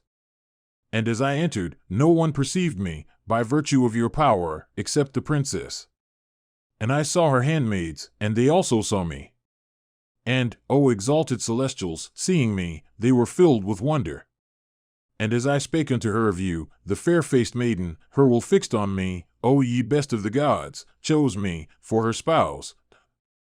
And the maiden said, Let the gods, O tiger among men, come with thee to the Swayamvara, I will in their presence choose thee. At this, O thou of mighty arms, no blame will attach to thee. This is all, ye gods, that took place, as I have said. Finally, everything rests with you, ye foremost of celestials. Mahabharata, Book 3, Section 57. Vyasa continued, Then at the sacred hour of the holy lunar day of the auspicious season, King Bhima summoned the kings to the Swayamvara. And hearing of it, all the lords of earth smit with love speedily came thither, desirous of possessing the Mayanti. And the monarchs entered the amphitheater decorated with golden pillars and a lofty portal arch, like mighty lions entering the mountain wilds. And those lords of earth decked with fragrant garlands and polished earrings hung with jewels seated themselves on their several seats. And that sacred assembly of kings, graced by those tigers among men, resembled the Bhagavati swarming with the Nagas, or a mountain cavern with tigers. And their arms were robust, and resembling iron maces, and well-shaped, and graceful, and looking like 5-headed snakes. And graced with beautiful locks and fine noses and eyes and brows, the countenance of the kings shone like stars in the firmament. And, when the time came, the Mayanti of beauteous face, stealing the eyes and hearts of the princes by her dazzling light, entered the hall. And the glances of those illustrious kings were rivet to those parts of her person where they had chanced to fall first, without moving at all. And when, O Bharata, the names of the monarchs were proclaimed, the daughter of Bhima saw 5 persons all alike in appearance.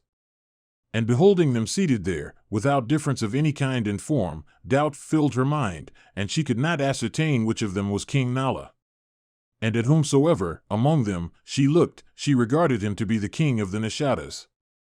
And filled with anxiety, the beauteous one thought within herself, Oh, how shall I distinguish the celestials, and how discern the royal Nala? And thinking thus, the daughter of Vidarbha became filled with grief. And, O Bharata, recollecting the marks belonging to the celestials, of which she had heard, she thought, Those attributes of the celestials, of which I have heard from the aged, do not pertain to any of these deities present here upon the earth. And revolving the matter long in her mind, and reflecting upon it repeatedly, she decided upon seeking the protection of the gods themselves.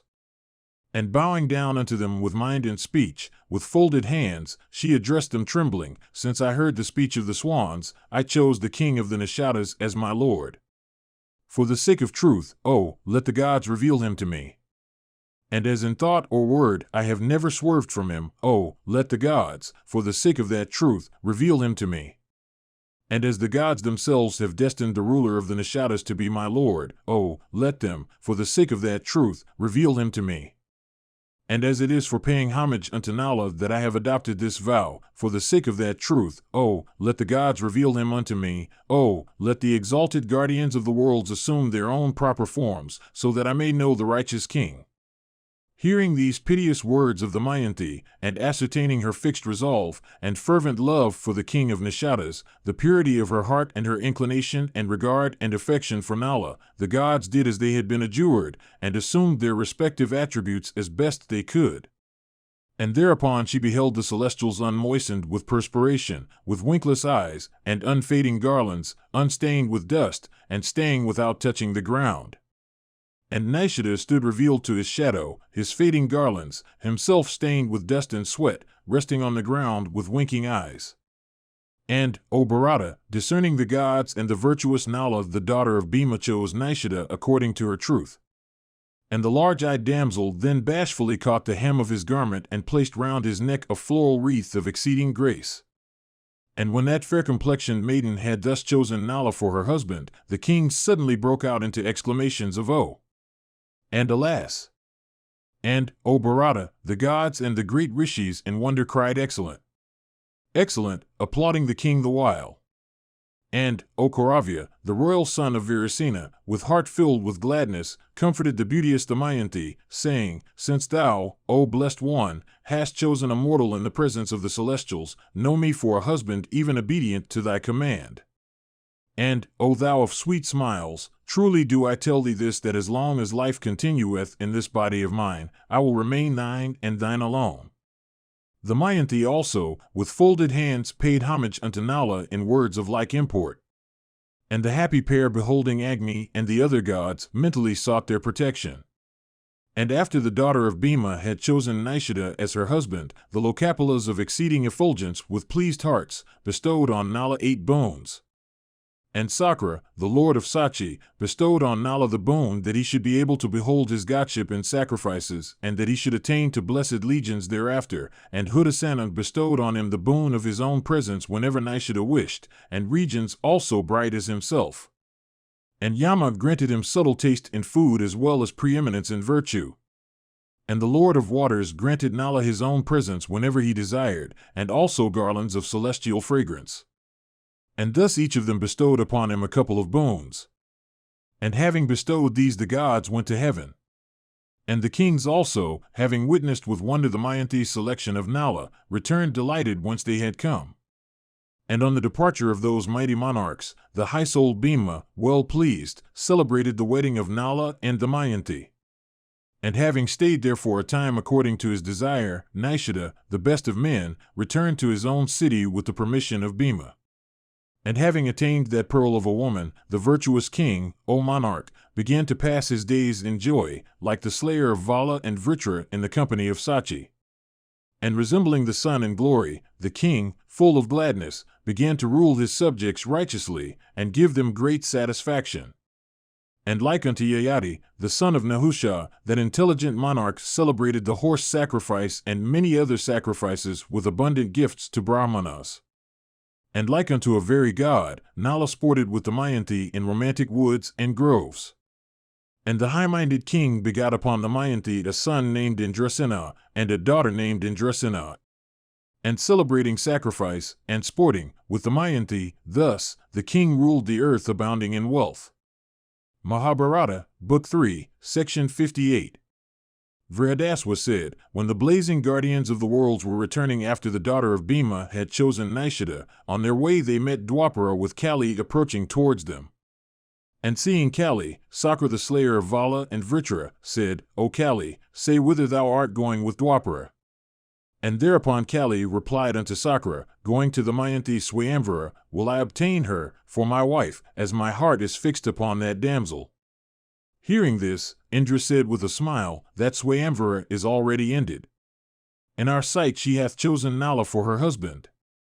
Thus answered by Sakra, Kali, that vilest of the celestials, filled with wrath, addressing all those gods spake, since in the presence of the celestials she hath chosen a mortal for her lord, it is meet that she should undergo a heavy doom.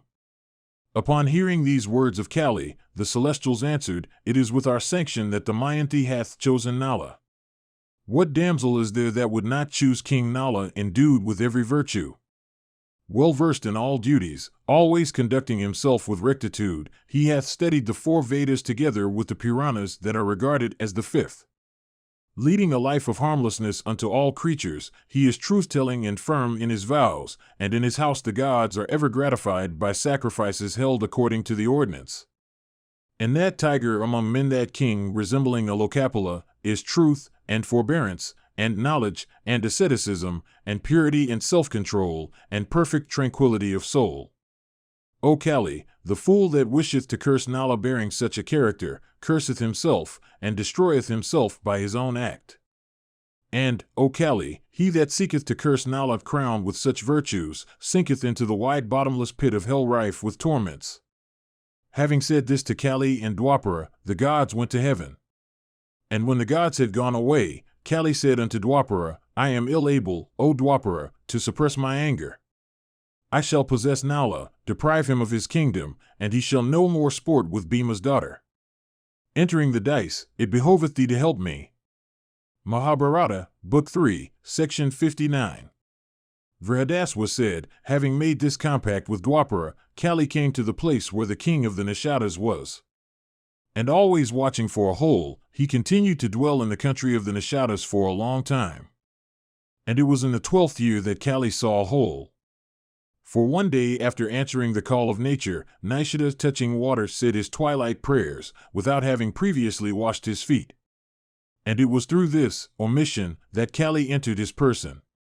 And having possessed Nala, he appeared before Pushkara and addressed him, saying, "Come and play at dice with Nala. Through my assistance thou wilt surely win at the play. And defeating King Nala and acquiring his kingdom, do thou rule the Nishadas." Thus exhorted by Kali, Pushkara went to Nala. And Dwapara also approached Pushkara, becoming the principal dai called Vrisha. And appearing before the warlike Nala, that slayer of hostile heroes, Pushkara repeatedly said, "Let us play together with dice." Thus challenged in the presence of the Mayanti, the lofty-minded king could not long decline it. And he accordingly fixed the time for the play. And possessed by Kali, Nala began to lose, and the game, his stakes in gold, and silver, and cars with the teams thereof, and robes. And maddened at dice, no one amongst his friends could succeed in dissuading that repressor of foes from the play that went on. And thereupon, O Bharata, the citizens in a body, with the chief counselors, came thither to behold the distressed monarch and make him desist. And the charioteer coming to the Mayanti spake to her of this, saying, "O lady, the citizens and officers of the state wait at the gate. Do thou inform the king of the Nishadas that the citizens have come here, unable to bear the calamity that hath befallen their king conversant with virtue and wealth." Thereupon Bhima's daughter, overwhelmed with grief and almost deprived of reason by it, spake unto Nala in choked accents, "O king, the citizens with the counselors of state, urged by loyalty, stay at the gate desirous of beholding thee. It behoveth thee to grant them an interview." But the king, possessed by Kali, uttered not a word in reply unto his queen of graceful glances, uttering thus her lamentations. And at this, those counselors of state, as also the citizens, afflicted with grief and shame, returned to their homes, saying, "He liveth not." And, O Yudhishthira, it was thus that Nala and Pushkara gambled together for many months, the virtuous Nala being always worsted. Mahabharata, Book 3, Section 60. Vrihadaswa said, Bhima's daughter, the cool-headed Damayanti, seeing the righteous king maddened and deprived of his senses at dice, was filled, O king, with alarm and grief. And she thought the affair to be a serious one with the king. And apprehensive of the calamity that threatened Nala, yet seeking his welfare, and at last understanding that her lord had lost everything, she said unto her nurse and maidservant Vrihasana of high fame, intent upon her good, dexterous in all duties, faithful and sweet-speeched, these words, O Vrihasana, go thou and summon the counselors in the name of Nala, and tell them also what of wealth and other things hath been lost and what remaineth. The counselors then, hearing of Nala's summons, said, This is fortunate for us, and approached the king. And when the subjects in a body had, thus, come a second time, the daughter of Bhima informed Nala of it. But the king regarded her not. Finding her husband disregarding her words, the Mayanti, filled with shame, returned to her apartments. And hearing that the dice were uniformly unfavorable to the virtuous Nala, and that he had lost everything, she again spake unto her nurse, saying, O Vrihasana, go thou again in Nala's name to bring hither, O blessed one, the charioteer, Vrishneya. The matter at hand is very serious. And Vrihasana, hearing those words of the Mayanti, caused Vrishneya to be summoned by trusty servants. And the blameless daughter of Bhima, acquainted with conduct suitable to time and place, addressing soft words, said according to the occasion, Thou knowest how the king hath always behaved towards thee. He is now in difficulty, and it behoveth thee to assist him. The more the king lusteth to Pushkara, the greater becometh his ardor for the play. And as the dice fall obedient to Pushkara, it is seen that they are adverse to Nala in the matter of the play. And absorbed in the play, he heedeth not the words of his friends and relatives, nor even those of mine. I do not think, however, that in this the high-souled Nishada is to blame, inasmuch as the king regarded not my words, being absorbed in play. O charioteer, I seek thy protection. Do my behest. My mind misgiveth me. The king may come to grief. Yoking Nala's favorite horses, endued with the fleetness of the mind, do thou take these twins, my son and daughter, on the car and hie thou to Kundina. Leaving the children there with my kindred as also the car and the horses, either stay thou there, or go to any other place as it listeth thee. Vrishneya, the charioteer of Nala, then reported in detail these words of the Mayanti unto the chief officers of the king.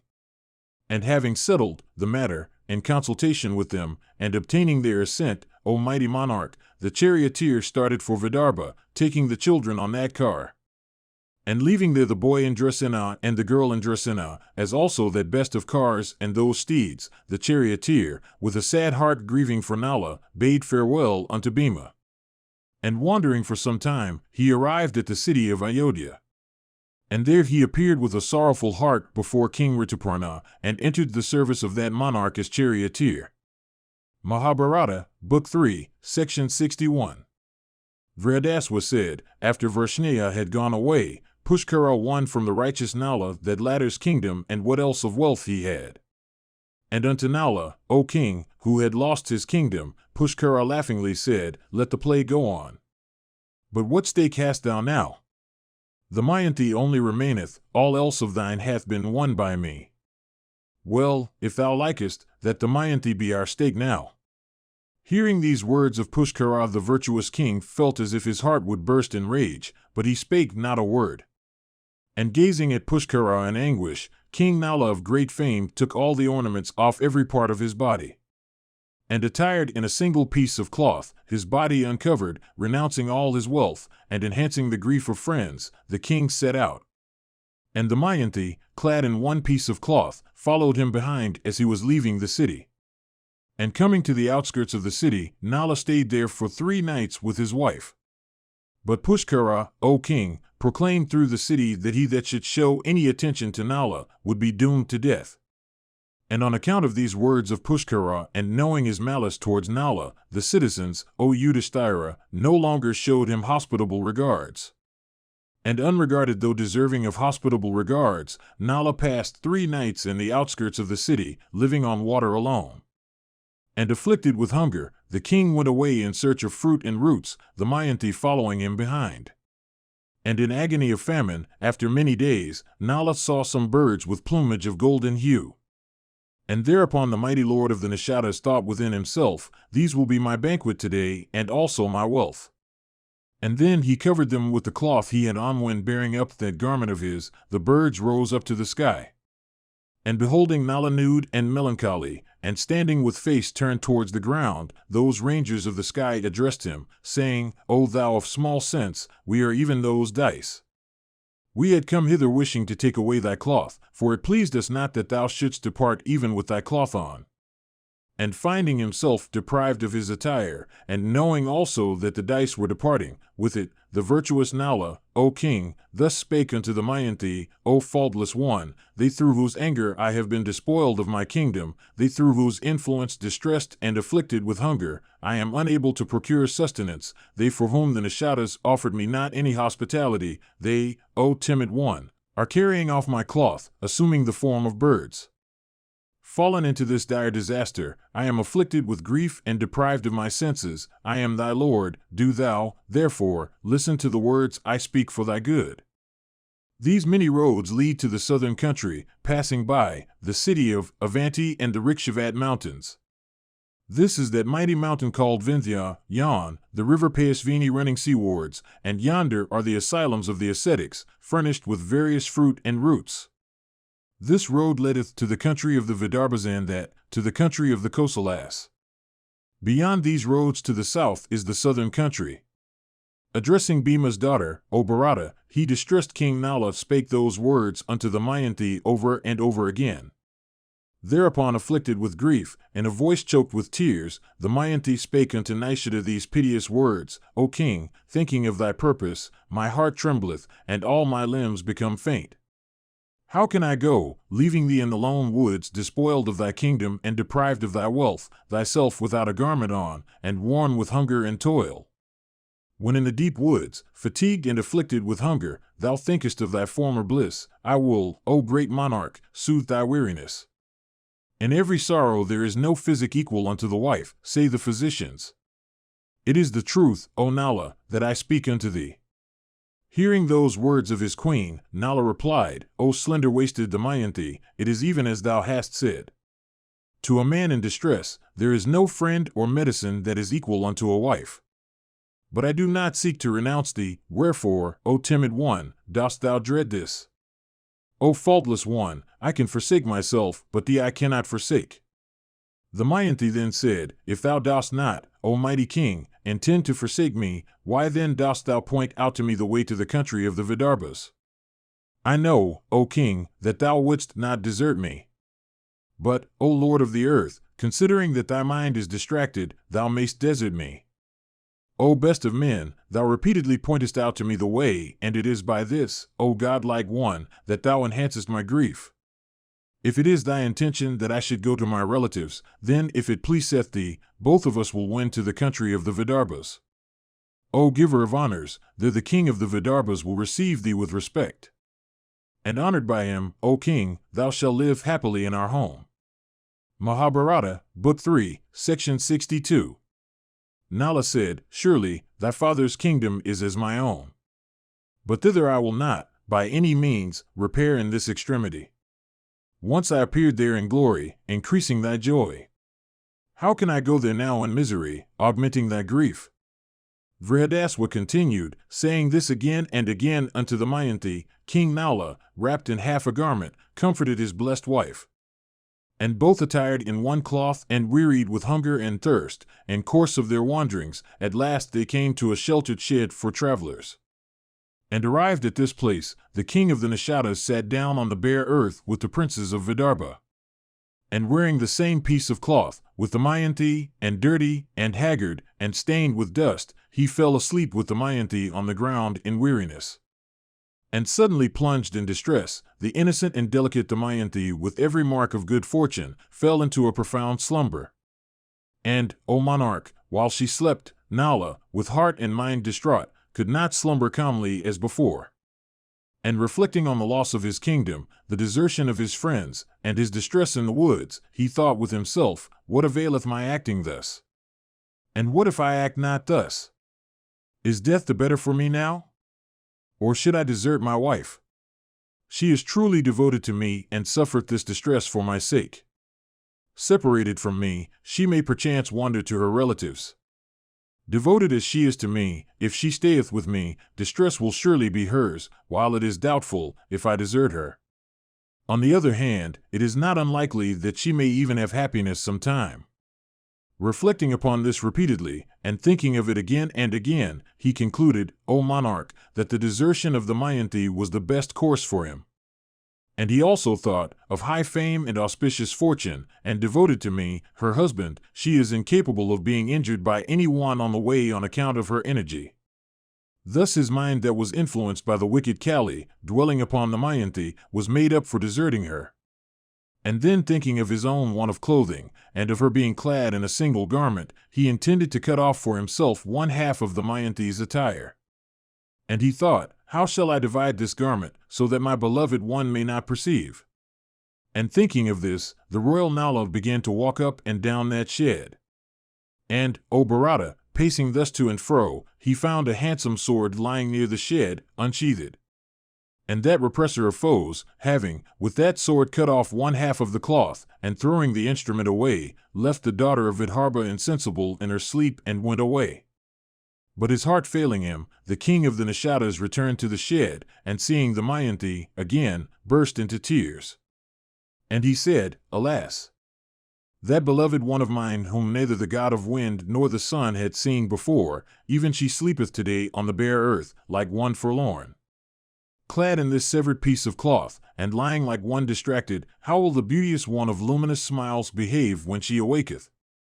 How will the beautiful daughter of Bhima, devoted to her lord, all alone and separated from me, wander through these deep woods inhabited by beasts and serpents? O blessed one, may the Adityas and the Vasus, and the twin Ashwins together with the Marutas protect thee, thy virtue being thy best guard. And addressing thus his dear wife peerless on earth in beauty, Nala strove to go, reft of reason by Kali.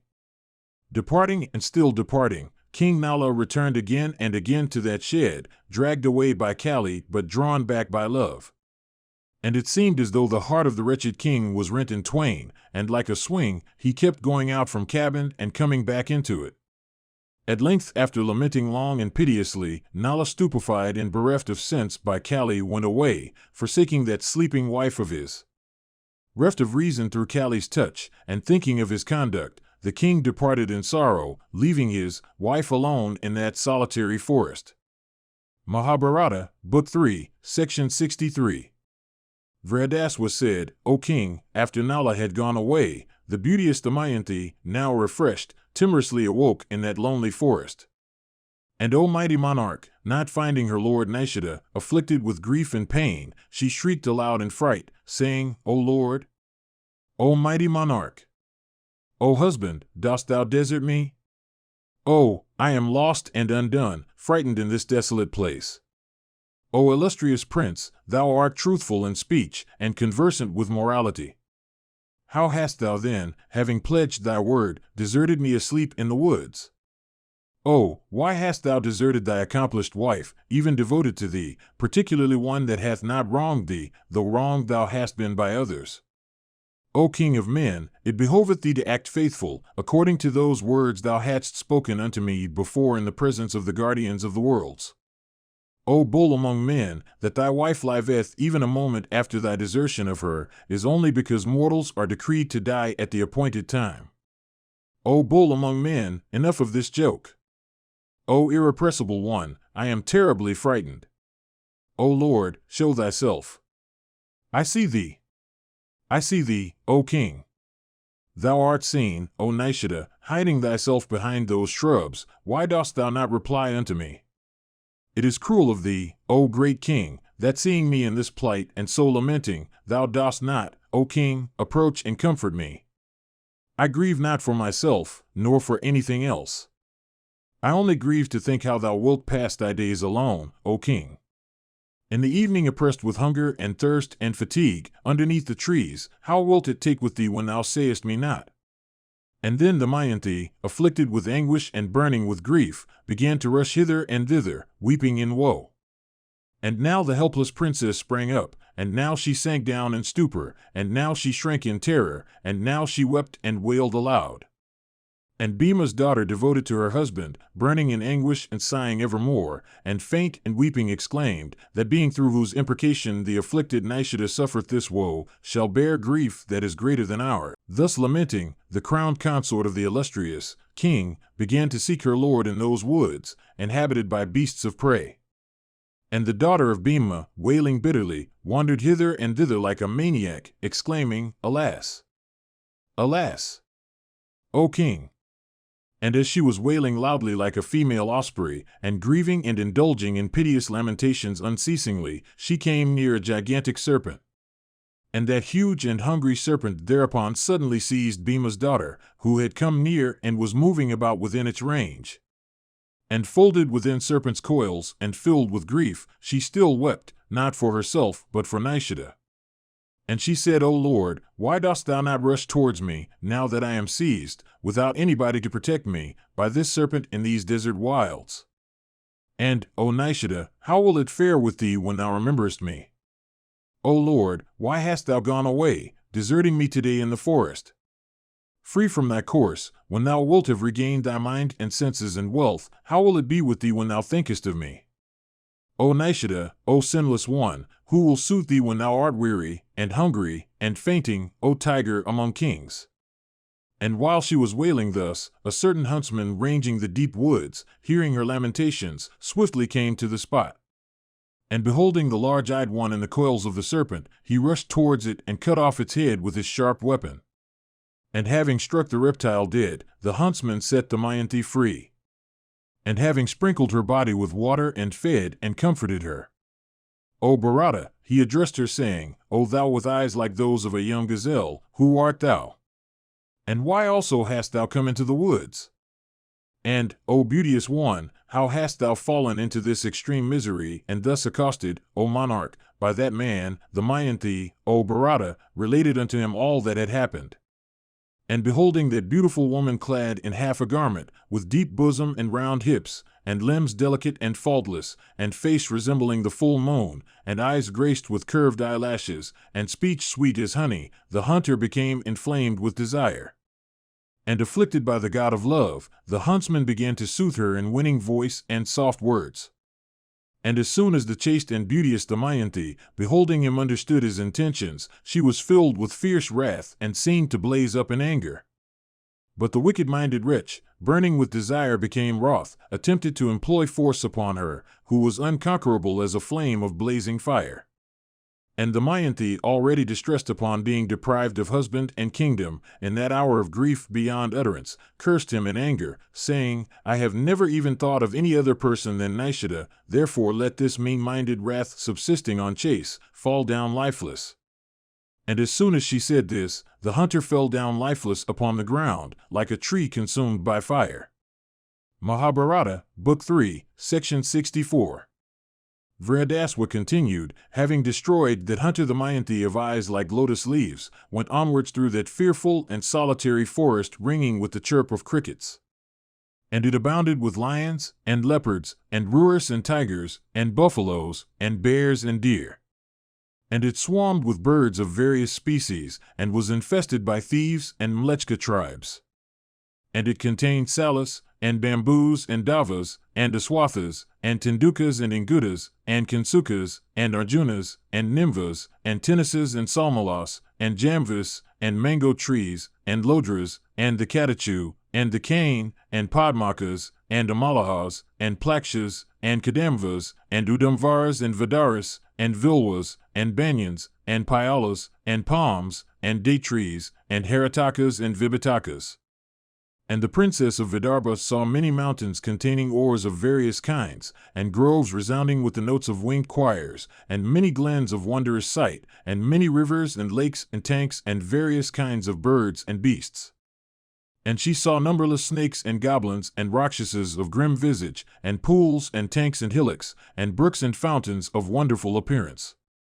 And the princess of Vidarbha saw their herds of buffaloes, and boars, and bears, as well as serpents of the wilderness. And safe in virtue and glory and good fortune and patience, Damayanti wandered through those woods alone, in search of Nala. And the royal daughter of Bhima, distressed only at her separation from her lord, was not terrified at aught in that fearful forest.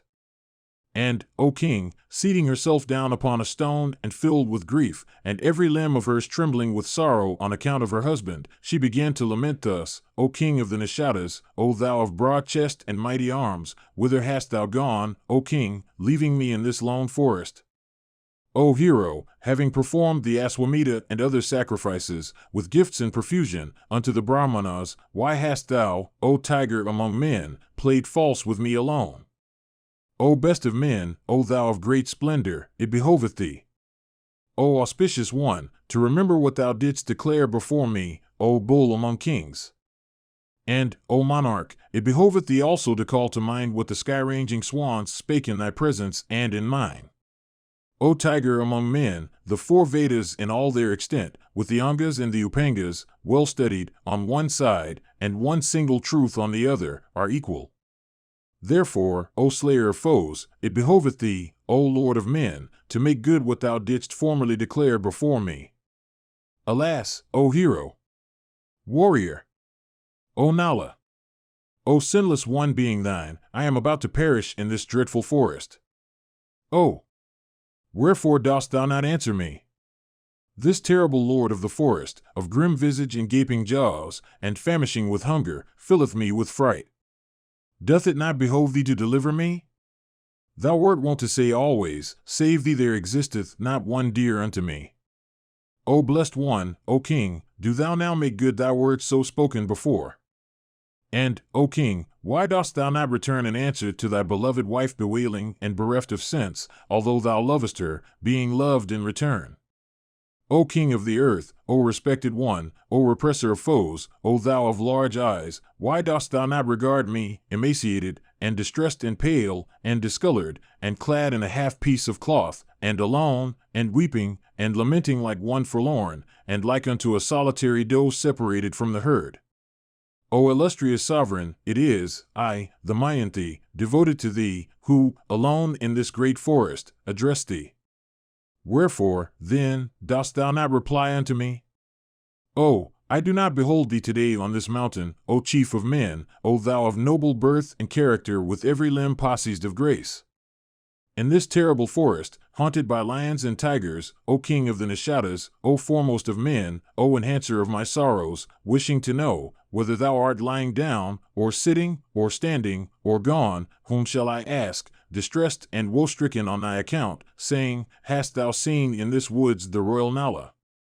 Of whom shall I in this forest inquire alter the departed Nala, handsome and of high soul, and the destroyer of hostile arrays?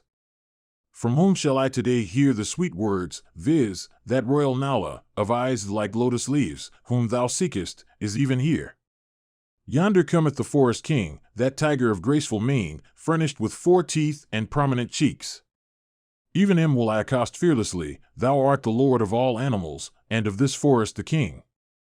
Know me for the Mayanti, the daughter of the king of the Vidarbhas, and the wife of Nala, destroyer of foes, and the king of the Nishadas.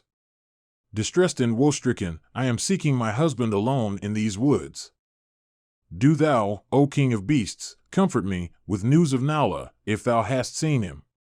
Or, O lord of the forest, if thou cannot speak of Nala, do thou, then, O best of beasts, devour me, and free me from this misery. Alas! Hearing my plaintive appeal in the wilderness, this king of mountains, this high and sacred hill, crested with innumerable, jbh, rolleth towards the sea. Let me, then, for tidings of the king, ask this king of mountains, this high and sacred hill, crested with innumerable heaven-kissing and many-hued and beauteous peaks, and abounding in various ores, and decked with gems of diverse kings, and rising like a banner over this broad forest, and ranged by lions and tigers and elephants and boars and bears and stags, and echoing all around with the notes of winged creatures of various species, and adorned with kinsukas and asokas and vaculas and panagas, with blossoming karnakaras, and davas and plakshas, and with streams haunted by waterfowls of every kind, and abounding in crested summits, O sacred one! O best of mountains! O thou of wondrous sight! O celebrated hill! O refuge of the distressed! O highly auspicious one! I bow to thee, O pillar of the earth! Approaching, I bow to thee. Know me for a king's daughter, and a king's daughter-in-law, and king's consort, the Mayanti by name, that lord of earth, who ruleth the Vidarbhas, that mighty warrior King Bhima by name, who protecteth the 4 orders, is my sire. That best of kings celebrated the Rajasuya and Aswamedha sacrifices, with profuse gifts to the Brahmanas. Possessed of beautiful and large eyes, distinguished for devotion to the Vedas, of unblemished character, truth-telling, devoid of guile, gentle, endued with prowess, lord of immense wealth, versed in morality, and pure, he having vanquished all his foes, effectually protecteth the inhabitants of Vidarbha. Know me, O Holy One, for his daughter, thus come to thee. That best of men, the celebrated ruler of the Nishada, known by the name of Virasena of high fame, was my father-in-law. The son of that king, heroic and handsome and possessed of energy and capable of being baffled, who ruleth well the kingdom which hath descended to him from his father, is named Nala. Know, O mountain, that of that slayer of foes, called also Punyasloka, possessed of the complexion of gold, and devoted to the Brahmanas, and versed in the Vedas, and gifted with eloquence, of that righteous and soma-quaffing and fire-adoring king, who celebrateth sacrifices, and is liberal and warlike, and who adequately chastiseth criminals, I am the innocent spouse, the chief of his queen, standing before thee. Despoiled of prosperity and deprived of the company of my husband, without a protector, and afflicted with calamity, hither have I come, O best of mountains, seeking my husband. Hast thou, O foremost of mountains, with thy hundreds of peaks towering into the sky, seen King Nala in this frightful forest? Hast thou seen my husband, that ruler of the Nishadas, the illustrious Nala, with the tread of a mighty elephant, endued with intelligence, long-armed, and of fiery energy, possessed of prowess and patience and courage and high fame? Seeing me bewailing alone, overwhelmed with sorrow, wherefore, O best of mountains, dost thou not today soothe me with thy voice, as thy own daughter in distress? O hero, O warrior of prowess, O thou versed in every duty, O thou adhering to truth, O lord of the earth, if thou art in this forest, then, O king, reveal thyself unto me. Oh, when shall I again hear the voice of Nala, gentle and deep as that of the clouds, that voice, sweet as Amrita, of the illustrious king, calling me Vidarbha's daughter, with accents distinct, and holy, and musical as the chanting of the Vedas, and rich, and soothing all my sorrows? O king, I am frightened. Do thou, O virtuous one, comfort me. Having addressed that foremost of mountain thus, the Damayanti then went in a northerly direction. And having proceeded 3 days and nights, that best of women came to an incomparable penance grove of ascetics, resembling in beauty a celestial grove. And the charming asylum she beheld was inhabited and adorned by ascetics like Vasishtha and Bhrigu and Atri, self-denying and strict in diet, with minds under control, endued with holiness, some living on water, some on air, and some on fallen leaves, with passions in check, eminently blessed, seeking the way to heaven, clad in barks of trees and deerskins, and with senses subdued. And beholding that hermitage inhabited by ascetics, and abounding in herds of deer and monkeys, the Damayanti was cheered. And that best of women, the innocent and blessed Damayanti, with graceful eyebrows and long tresses, with lovely hips and deep bosom, and face graced with fine teeth, and with fine black and large eyes, and her brightness and glory entered that asylum. And saluting those ascetics grown old and practicing austerities, she stood in an attitude of humility. And the ascetics living in that forest said, Welcome. And those men of ascetic wealth, paying her due homage, said, Sit ye down, and tell us what we may do for thee. That best of women replied unto them, saying, Ye sinless and eminently blessed ascetics, is it well with your austerities, and sacrificial fire, and religious observances, and the duties of your own order? And is it well with the beasts and birds of this asylum? And they answered, O beauteous and illustrious lady, prosperity attendeth us in every respect. But, O thou of faultless limbs, tell us who thou art, and what thou seekest. Beholding thy beauteous form and thy bright splendor, we have been amazed. Cheer up and mourn not. Tell us, O blameless and blessed one, art thou the presiding deity of this forest, or of this mountain, or of this river? The Damayanti replied unto those ascetics, saying, O Brahmanas, I am not the goddess of this forest, or of this mountain, or of this stream. O rishis of ascetic wealth, know that I am a human being. I will relate my history in detail. Do ye listen to me?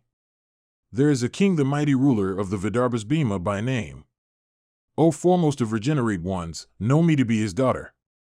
The wise ruler of the Nishadas, Nala by name, of great celebrity, heroic, and ever victorious in battle, and learned, is my husband.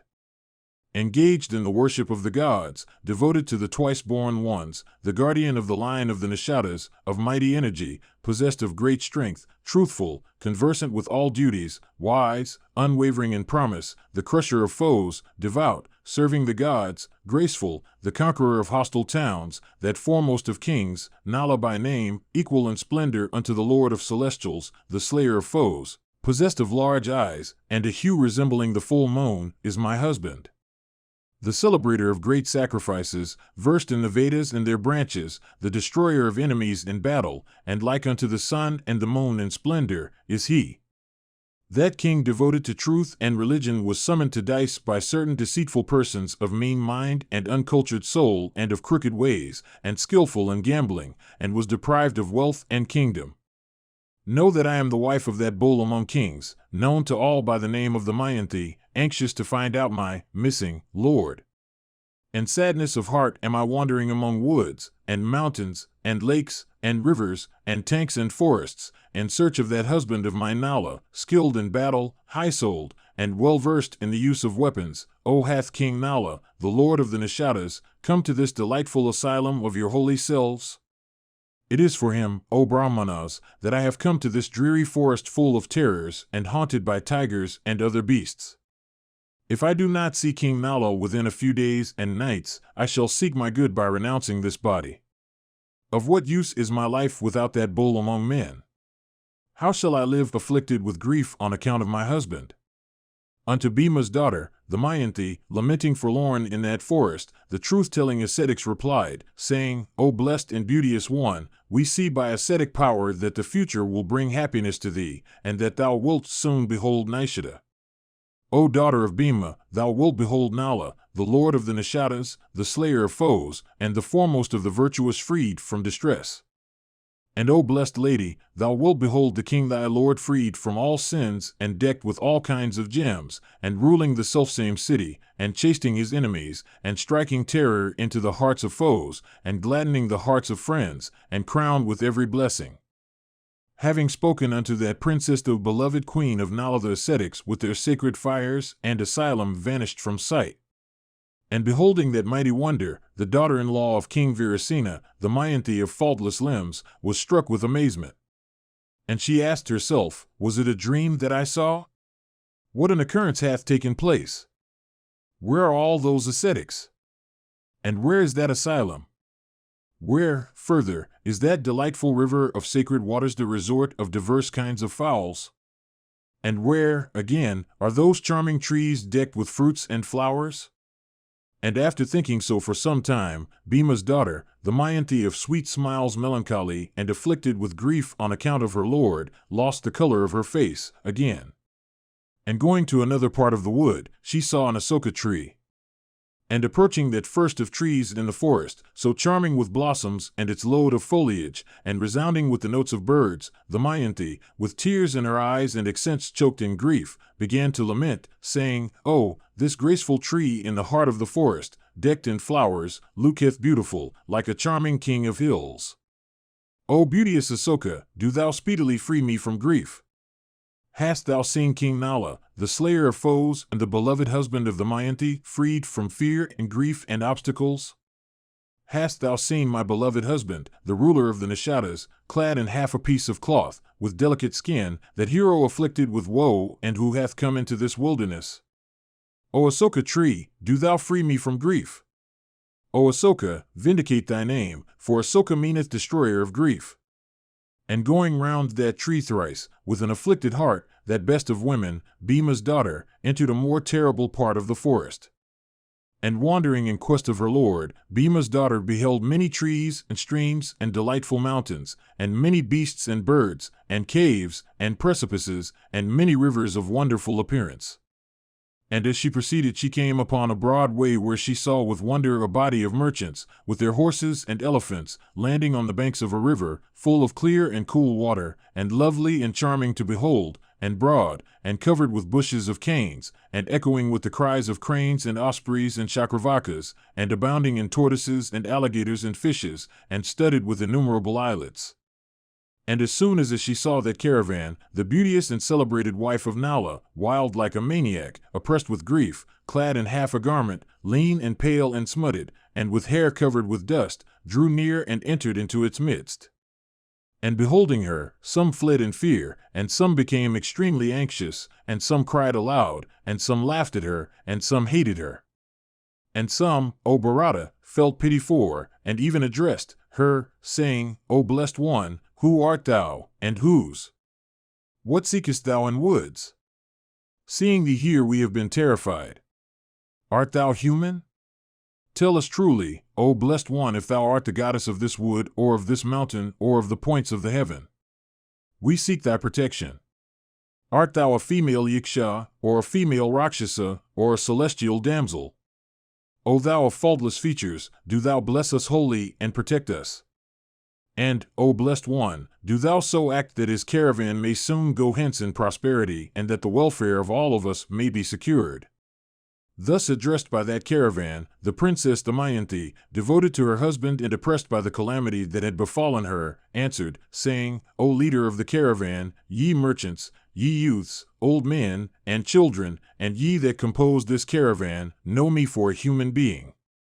I am the daughter of a king, and the daughter-in-law of a king, and the consort also of a king, eager for the sight of my lord. The ruler of the Vidarbhas is my father, and my husband is the lord of the Nishadas, named Nala. Even now I am seeking that unvanquished and blessed one. If ye have chanced to see my beloved one, King Nala, that tiger among men, that destroyer of hostile hosts, O tell me quick." Thereupon the leader of that great caravan, named Suchi, replied unto the Mayanti of faultless limbs, saying, "O blessed one, listen to my words. O thou of sweet smiles, I am a merchant and the leader of this caravan. O illustrious lady, I have not seen any man of the name of Nala. In this extensive forest uninhabited by men, there are only elephants and leopards and buffaloes and tigers and bears and other animals. Except thee, I have not met with any man or woman here, so help us now Manabhadra, the king of Yakshas. Thus addressed by them, she asked those merchants as well as the leader of the host, saying, It behoveth you to tell me whither this caravan is bound. The leader of the band said, O daughter of a great king, for the purpose of profit this caravan is bound direct for the city of Suvahu, the truth-telling ruler of the Chedis. Mahabharata, Book 3, Section 65. Vrihadaswa said, having heard the words of the leader of that caravan, the Mayanti of faultless limbs proceeded with that caravan itself, anxious to behold her lord. And after having proceeded for many days, the merchants saw a large lake fragrant with lotuses in the midst of that dense and terrible forest. And it was beautiful all over, and exceedingly delightful, with banks abounding in grass and fuel and fruits and flowers. And it was inhabited by various kinds of fowls and birds, and fall of water that was pure and sweet. And it was cool and capable of captivating the heart. And the caravan, worn out with toil, resolved to halt there. And with the permission of their leader, they spread themselves around those beautiful woods. And that mighty caravan, finding it was evening, halted at that place. And it came to pass that, at the hour of midnight, when everything was hushed and still, and the tired caravan had fallen asleep, a herd of elephants, in going towards a mountain stream to drink of its water befouled by their temporal juice, saw that caravan as also the numerous elephants belonging to it. And seeing their domesticated fellows, the wild elephants, infuriated, and with the temporal juice trickling down, rushed impetuously on the former, with the intention of killing them. And the force of the rush of those elephants was hard to bear, like the impetuosity of peaks lessened from mountain summits rolling towards the plain. The rushing elephants found the forest paths to be all blocked up, for the goodly caravan was sleeping, obstructing the paths around that lake of lotuses.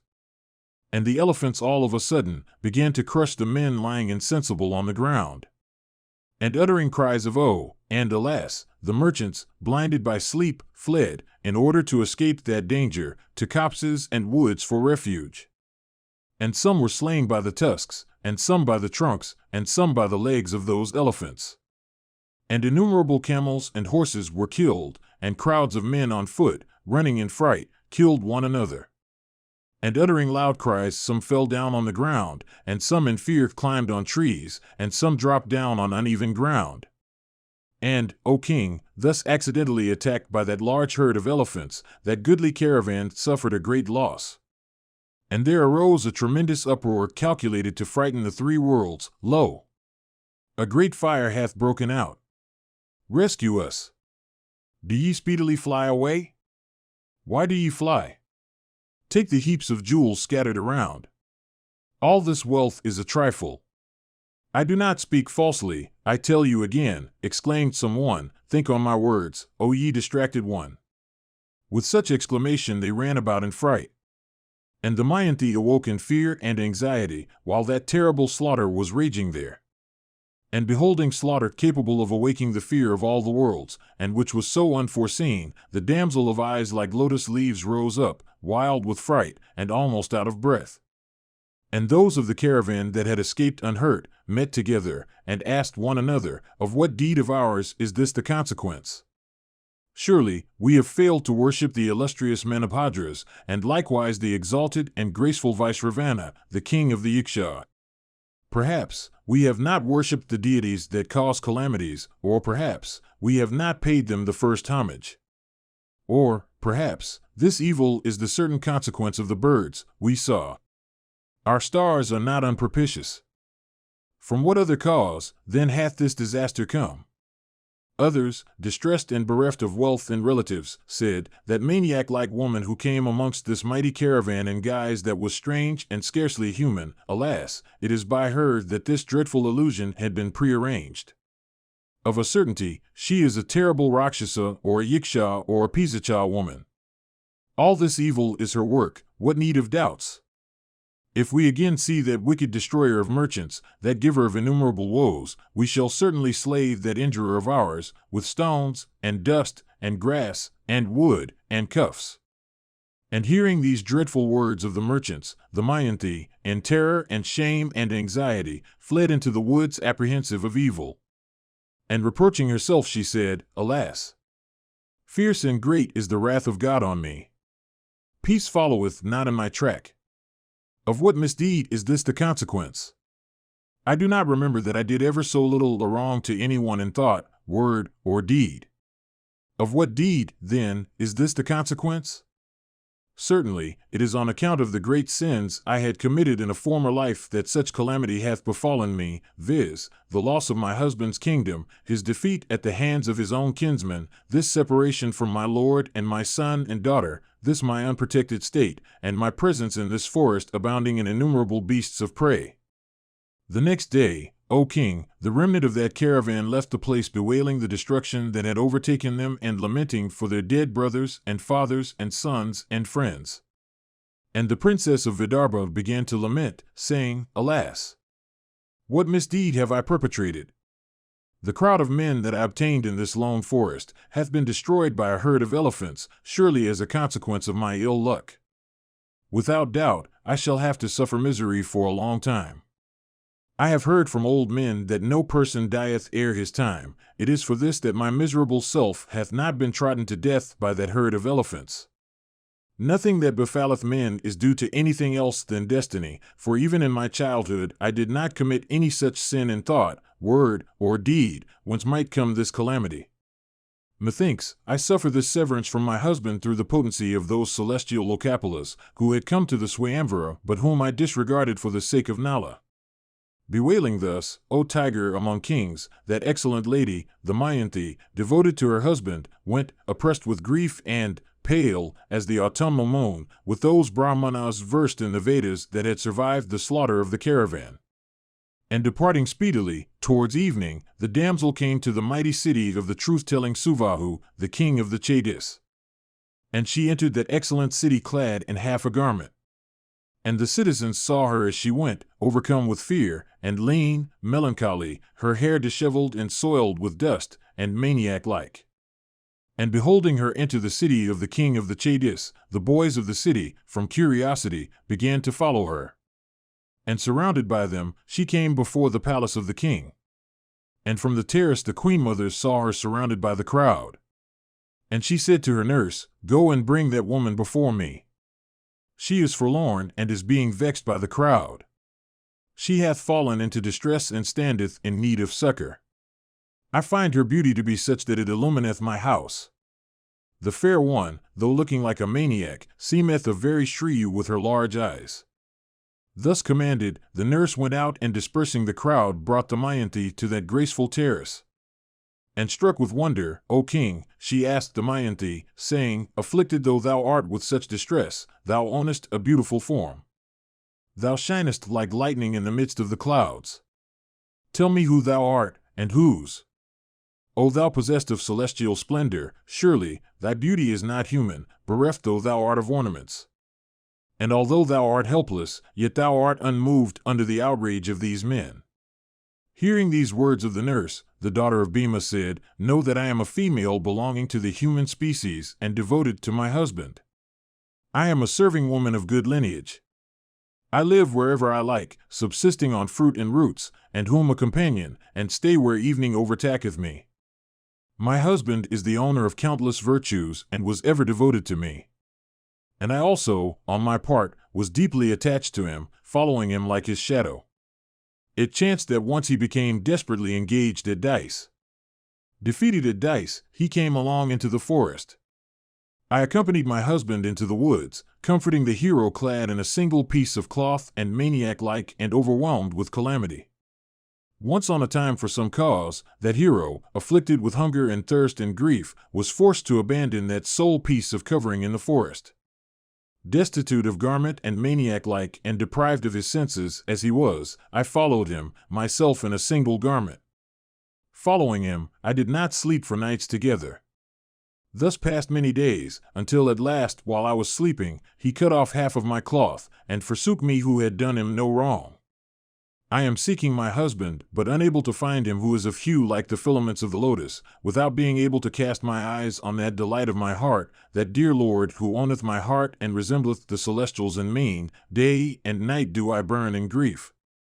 Unto Bhima's daughter thus lamenting with tearful eyes, and afflicted and speaking in accents choked in grief, the Queen Mother herself said, O blessed damsel, do thou stay with me. I am well pleased with thee. O fair lady, my men shall search for thy husband. Or, perhaps he may come here of his own accord in course of his wanderings.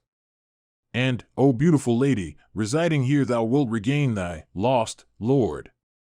Hearing these words of the Queen Mother, Damayanti replied, O mother of heroes, I may stay with thee on certain conditions. I shall not eat the leavings on any dish, nor shall I wash anybody's feet, nor shall I have to speak with other men. And if anybody shall seek me, as a wife or mistress, he should be liable to punishment at thy hands. And, further, should he solicit me over and over again, that wicked one should be punished with death. This is the vow I have made. I intend to have an interview with those Brahmanas that will set out to search for my husband. If thou canst do all this, I shall certainly live with thee. If it is otherwise, I cannot find it in my heart to reside with thee. The Queen Mother answered her with a glad heart, saying, I will do all this. Thou hast done well in adopting such a vow. Vyasa continued, O king, having spoken so unto the daughter of Bhima, the Queen Mother, O Bharata, said to her daughter named Sunanda, O Sunanda, accept this lady like a goddess as thy Sarandri. Let her be thy companion, as she is of the same age with thee. Do thou, with heart free from care, always sport with her in joy. And Sunanda cheerfully accepted Damayanti and led her to her own apartment accompanied by her associates. And treated with respect, Damayanti was satisfied, and she continued to reside there without anxiety of any kind, for all her wishes were duly gratified. Mahabharata, Book 3, Section 66. Vyasa said, O monarch, having deserted Damayanti, King Nala saw a mighty conflagration that was raging in that dense forest. And in the midst of that conflagration, he heard the voice of some creature, repeatedly crying aloud, O righteous Nala, come hither. And answering, Fear not, he entered into the midst of the fire, and beheld a mighty Naga lying in coils. And the Naga with joined hands, and trembling, spake unto Nala, saying, O king, that I am a snake, Karkataka by name. I had deceived the great Rishi Narada of high ascetic merit, and by him have I been cursed in wrath, O king of men, even in words such as these, stay thou here like an immobile thing, until one Nala taketh thee hence. And, indeed, on the spot to which he will carry thee, there shalt thou be freed from my curse. It is for that curse of his that I am unable to stir one step. I will instruct thee in respect of thy welfare. It behoveth thee to deliver me. I will be thy friend. There is no snake equal to me. I will be light in thy hands. Taking me up, do thou speedily go hence. Having said this, that prince of snakes became as small as the thumb. And taking him up, Nala went to a spot free from fire. Having reached an open spot where there was no fire, Nala intended to drop the serpent, upon which Karkataka again addressed him, saying, O king of the Nishadas, proceed thou yet, counting a few steps of thine. Meanwhile, O mighty armed one, I will do thee great good. And as Nala began to count his steps, the snake bit him at the 10th step. And, lo! As he was bit, his form speedily underwent a change. And beholding his change of form, Nala was amazed. And the king saw the snake also assumed his own form. And the snake Karkataka, comforting Nala, spake unto him, I have deprived thee of thy beauty, so that people may not recognize thee. And, O Nala, he by whom thou hast been deceived and cast into distress, shall dwell in thee tortured by my venom. And, O monarch, as long as he doth not leave thee, he will have to dwell in pain in thy body with the every limb filled with my venom. And, O ruler of men, I have saved from the hands of him who from anger and hate deceived thee, perfectly innocent though thou art and undeserving of wrong. And, O tiger among men, through my grace, thou shalt have, no longer, any fear from animals with fangs from enemies, and from Brahmanas also versed in the Vedas, O king. Nor shalt thou, O monarch, feel pain on account of my poison. And, O foremost of kings, thou shalt be ever victorious in battle. This very day, O Prince, O Lord of Nishadas, go to the delightful city of Ayodhya, and present thyself before Rituparna skilled in gambling, saying, I am a charioteer, Vahuka by name. And that king will give thee his skill in dice for thy knowledge of horses. Sprung from the line of Ikshwaku, and possessed of prosperity, he will be thy friend. When thou wilt be an adept at dice, thou shalt then have prosperity. Thou wilt also meet with thy wife and thy children, and regain thy kingdom. I tell thee this truly. Therefore, let not thy mind be occupied by sorrow. And, O Lord of men, when thou shouldst desire to behold thy proper form, thou shouldst remember me, and wear this garment. Upon wearing this, thou shalt get back thy own form. And saying this, that Naga then gave unto Nala 2 pieces of celestial cloth. And, O son of the Kuru race, having thus instructed Nala, and presented him with the attire, the king of snakes, O monarch, made himself invisible there and then. Mahabharata, Book 3, Section 67. Vrihadaswa said, after the snake had vanquished, Nala, the ruler of the Nishadas, proceeded, and on the 10th day entered the city of Rituparna. And he approached the king, saying, My name is Vahuka. There is no one in this world equal to me in managing steeds. My counsel also should be sought in matters of difficulty and in all affairs of skill. I also surpass others in the art of cooking. In all those arts that exists in this world, and also in everything difficult of accomplishment, I will strive to attain success, O Rituparna, do thou maintain me. And Rituparna replied, O Vahuka, stay with me. May good happen to thee. Thou wilt even perform all this. I have always particularly desired to be driven fast. Do thou concert such measures that my steeds may become fleet. I appoint thee the superintendent of my stables. Thy pay shall be 10,000 coins. Both Varshnaya and Javala shall always be under thy direction. Thou wilt live pleasantly in their company. Therefore, O Vahuka, stay thou with me.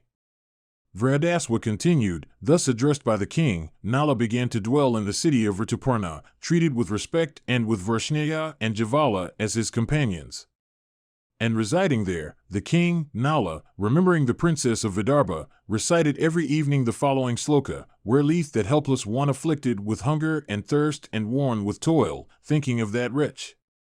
And upon whom also doth she now wait? And once as the king was reciting this in the night, Javala asked him, saying, O Vahuka, whom dost thou lament thus daily? I am curious to hear it.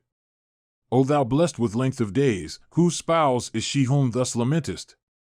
Thus questioned, King Nala answered him, saying, A certain person devoid of sense had a wife well known to many.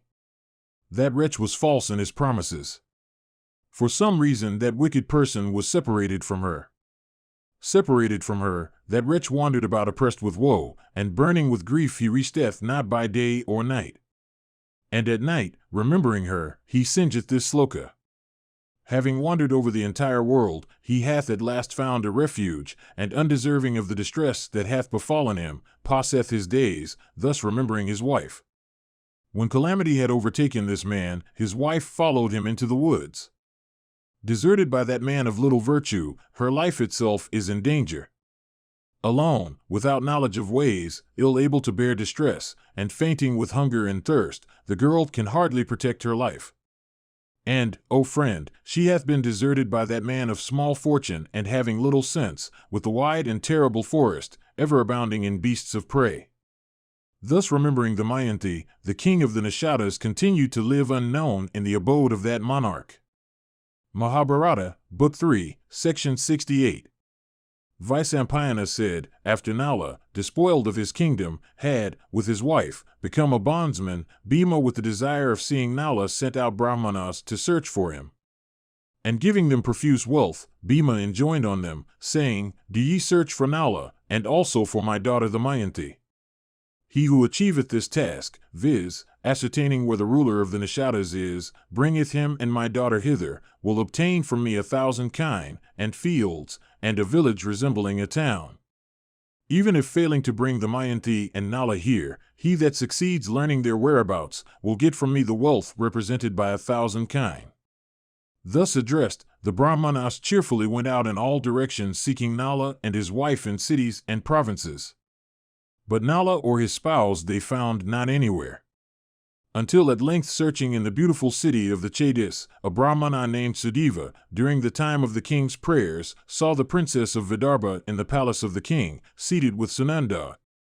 And her incomparable beauty was slightly perceptible, like the brightness of a fire enveloped in curls of smoke. And beholding that lady of large eyes, soiled and emaciated, he decided her to be the Mayanti, coming to that conclusion from various reasons. And Sudeva said, "As I saw her before, this damsel is even so at present. Oh, I am blessed, by casting my eyes on this fair one, like Shri herself delighting the worlds. Resembling the full moon, of unchanging youth, of well-rounded breasts, illumining all sides by her splendor, possessed of large eyes like beautiful lotuses, like unto Kama's Rithi herself the delight of all the worlds like the rays of the full moon. Oh, she looketh like a lotus stalk transplanted by adverse fortune from the Vidarbha lake and covered with mire in the process. And oppressed with grief on account of her husband, and melancholy, she looketh like the night of the full moon when Rahu hath swallowed that luminary, or like a stream whose current hath dried up. Her plight is very much like that of a ravaged lake with the leaves of its lotuses crushed by the trunks of elephants, and with its birds and fowls affrighted by the invasion. Indeed, this girl, of a delicate frame and of lovely limbs, and deserving to dwell in a mansion decked with gems, is, now, like an uprooted lotus stalk scorched by the sun.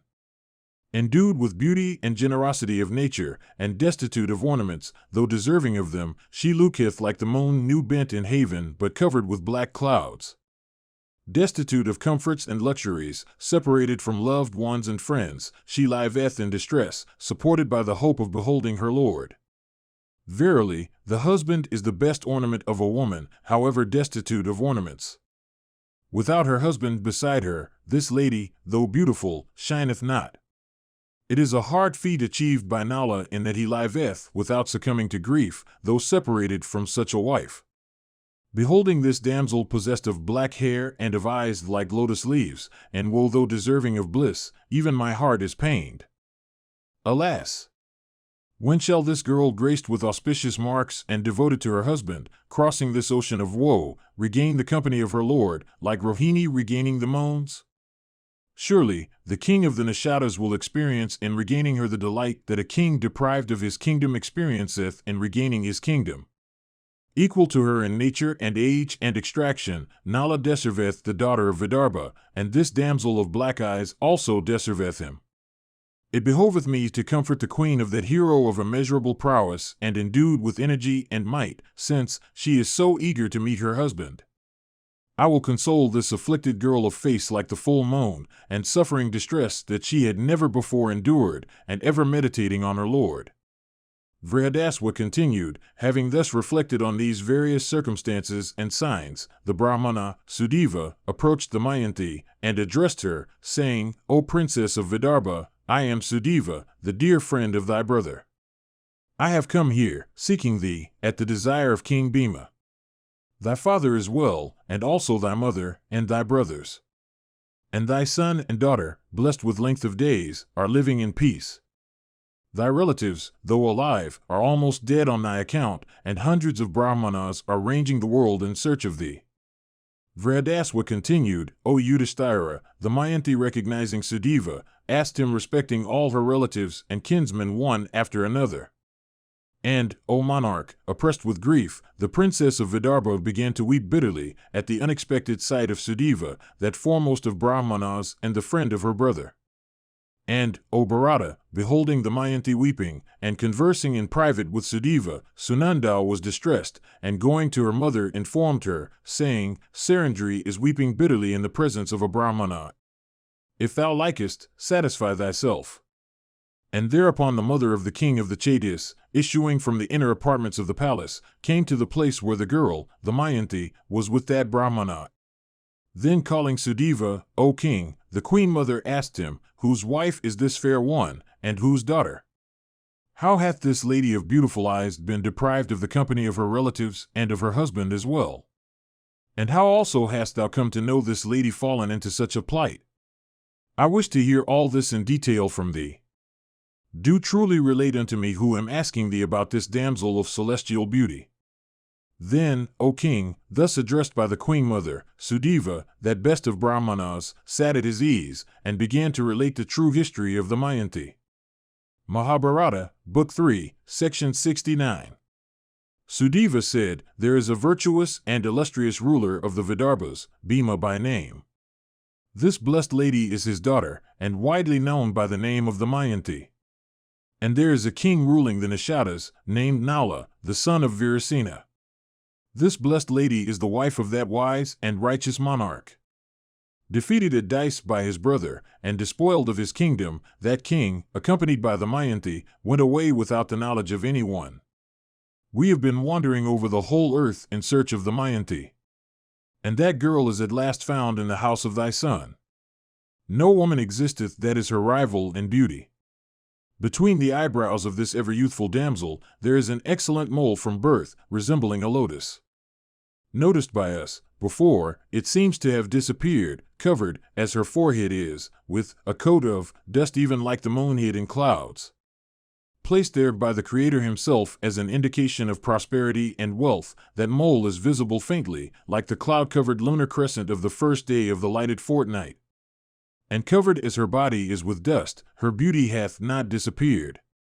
Though careless of her person, it is still manifest, and shineth like gold. And this girl goddess-like capable of being identified by this form of hers and that mole, hath been discovered by me as one discovereth a fire that is covered by its heat.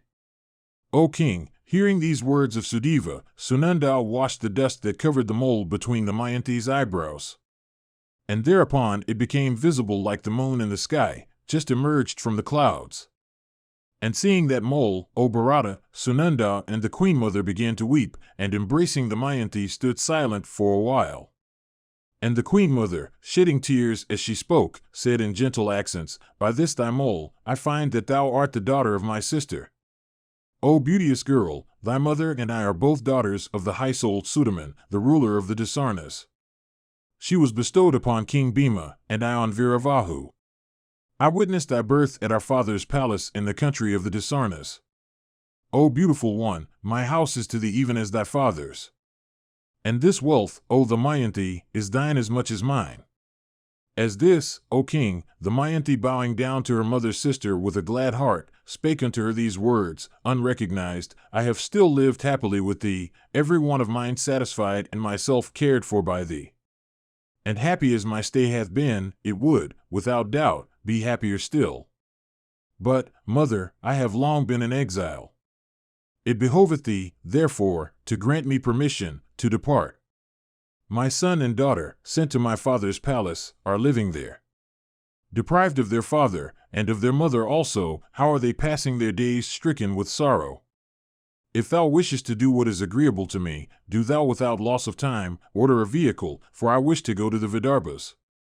At this, O king, the sister to the Mayanti's mother, with a glad heart, said, So be it. And the queen mother with her son's permission, O chief of the Bharatas, sent the Mayanti in handsome litter carried by men, protected by a large escort and provided with food and drink and garments of the first quality. And soon enough she reached the country of the Vidarbhas. And all her relatives, rejoicing in her arrival, received her with respect. And seeing her relatives, her children, both her parents, and all her maids, to be well, the illustrious Damayanti, O king, worshipped the gods and Brahmanas according to the superior method. And the king rejoiced at beholding his daughter gave unto Sudeva 1,000 kine and much wealth and a village.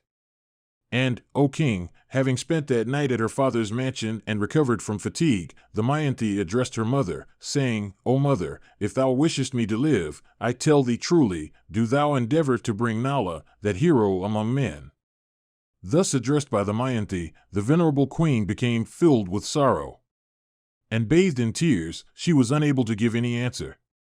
And beholding her in that plight, all the inmates of the inner apartments broke out into exclamation of "Oh!"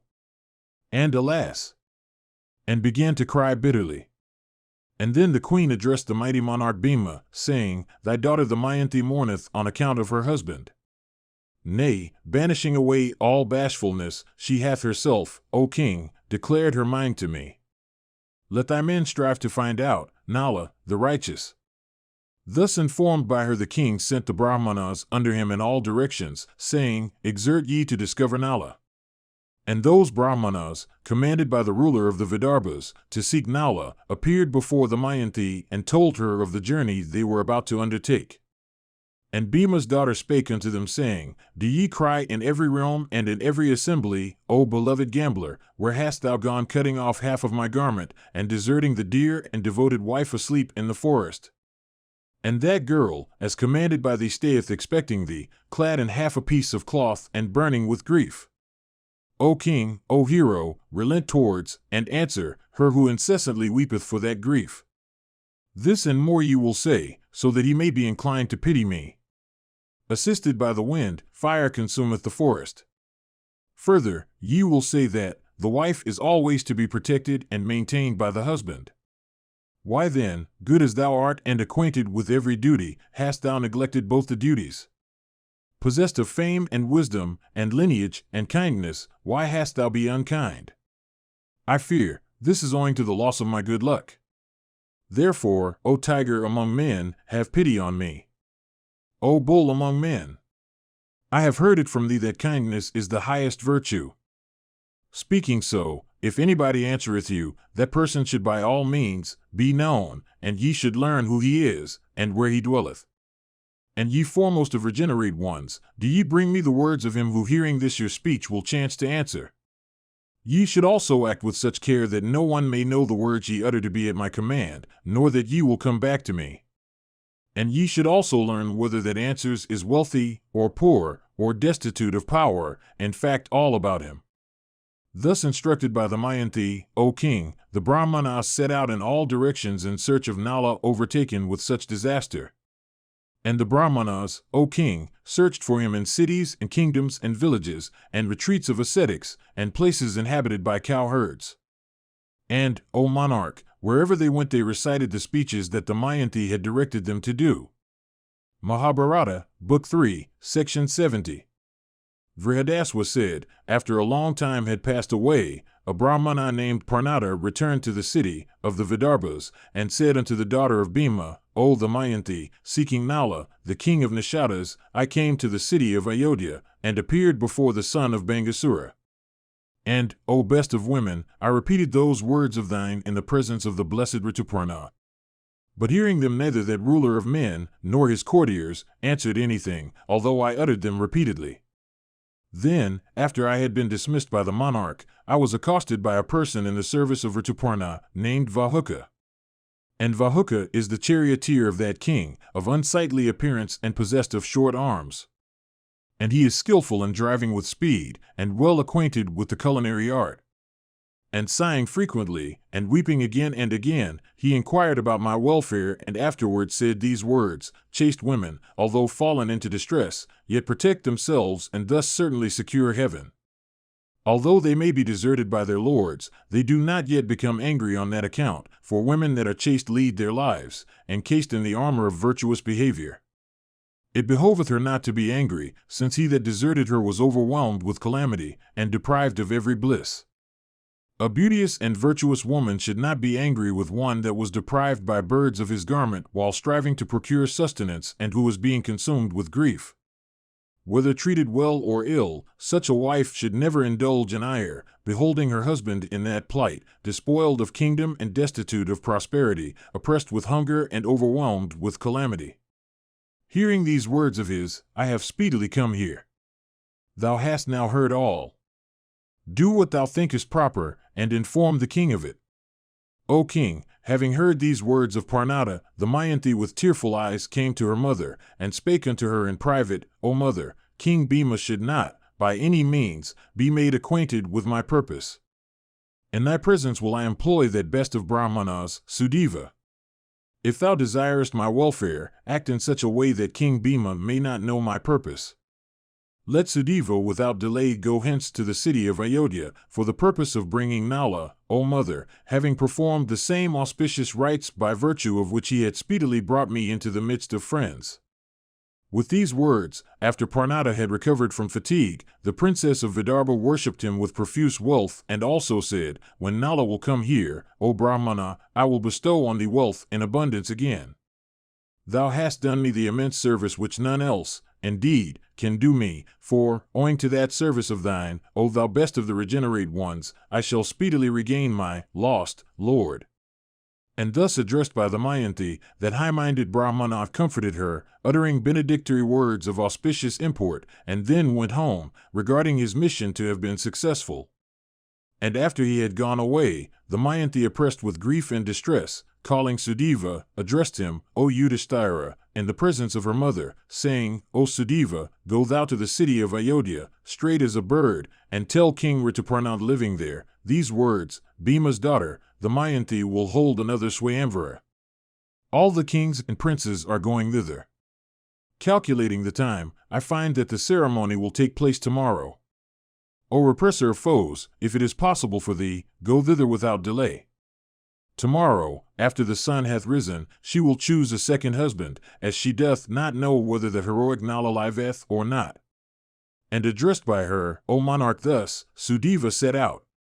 And he said unto Rituparna all that he had been directed to say.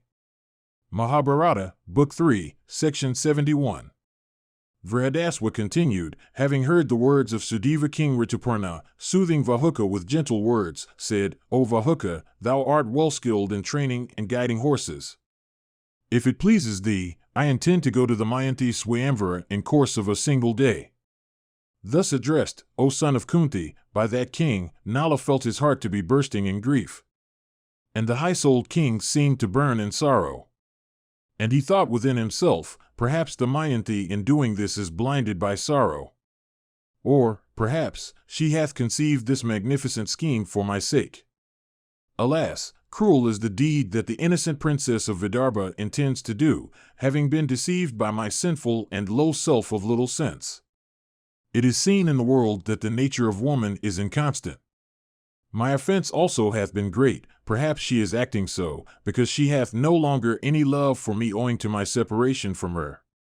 Indeed, that girl of slender waist, afflicted with grief on my account and with despair, will not certainly do anything of the kind, when especially she is the mother of offspring by me.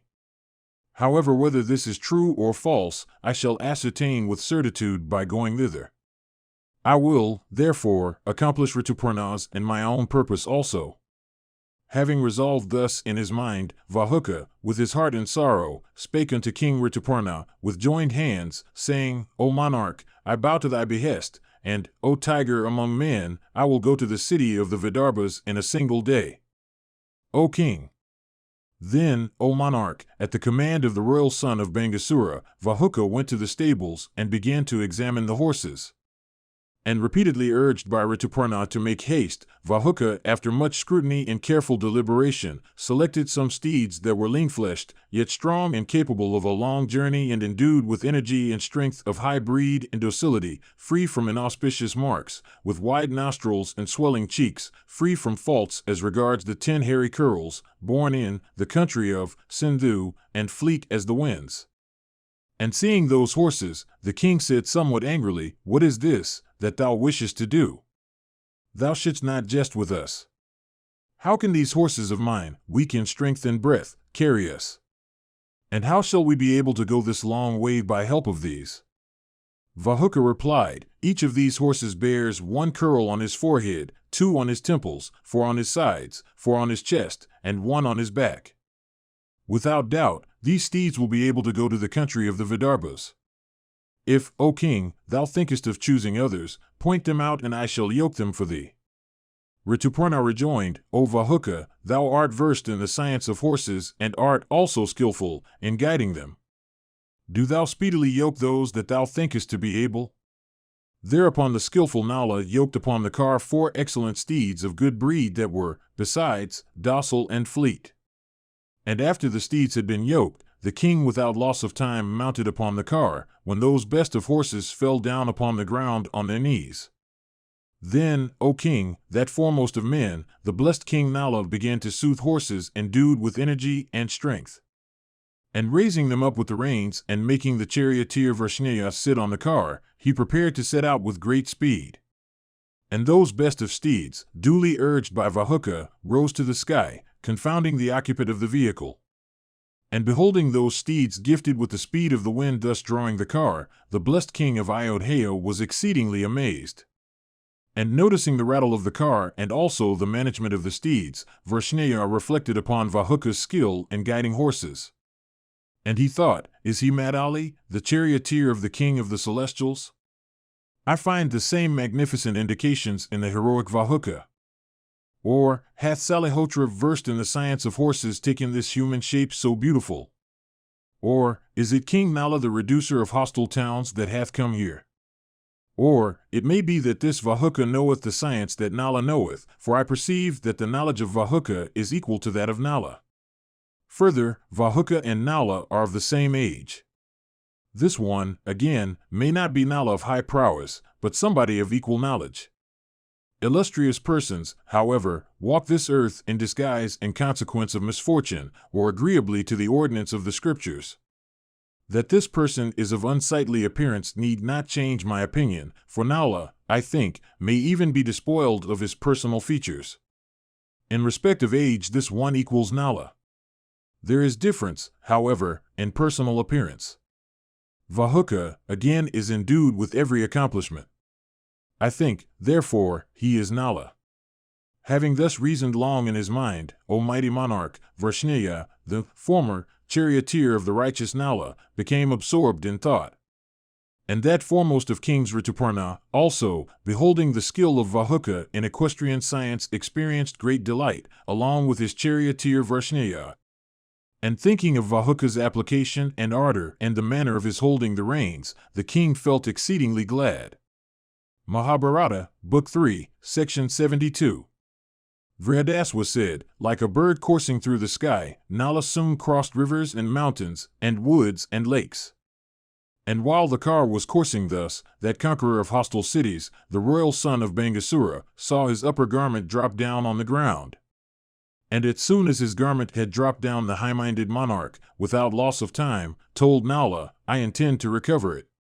O thou of profound intelligence, retain these steeds endued with exceeding swiftness until Vrishneya bringeth back my garment. Thereupon Nala replied unto him, the sheet is dropped down far away. We have traveled 1 yojana thence.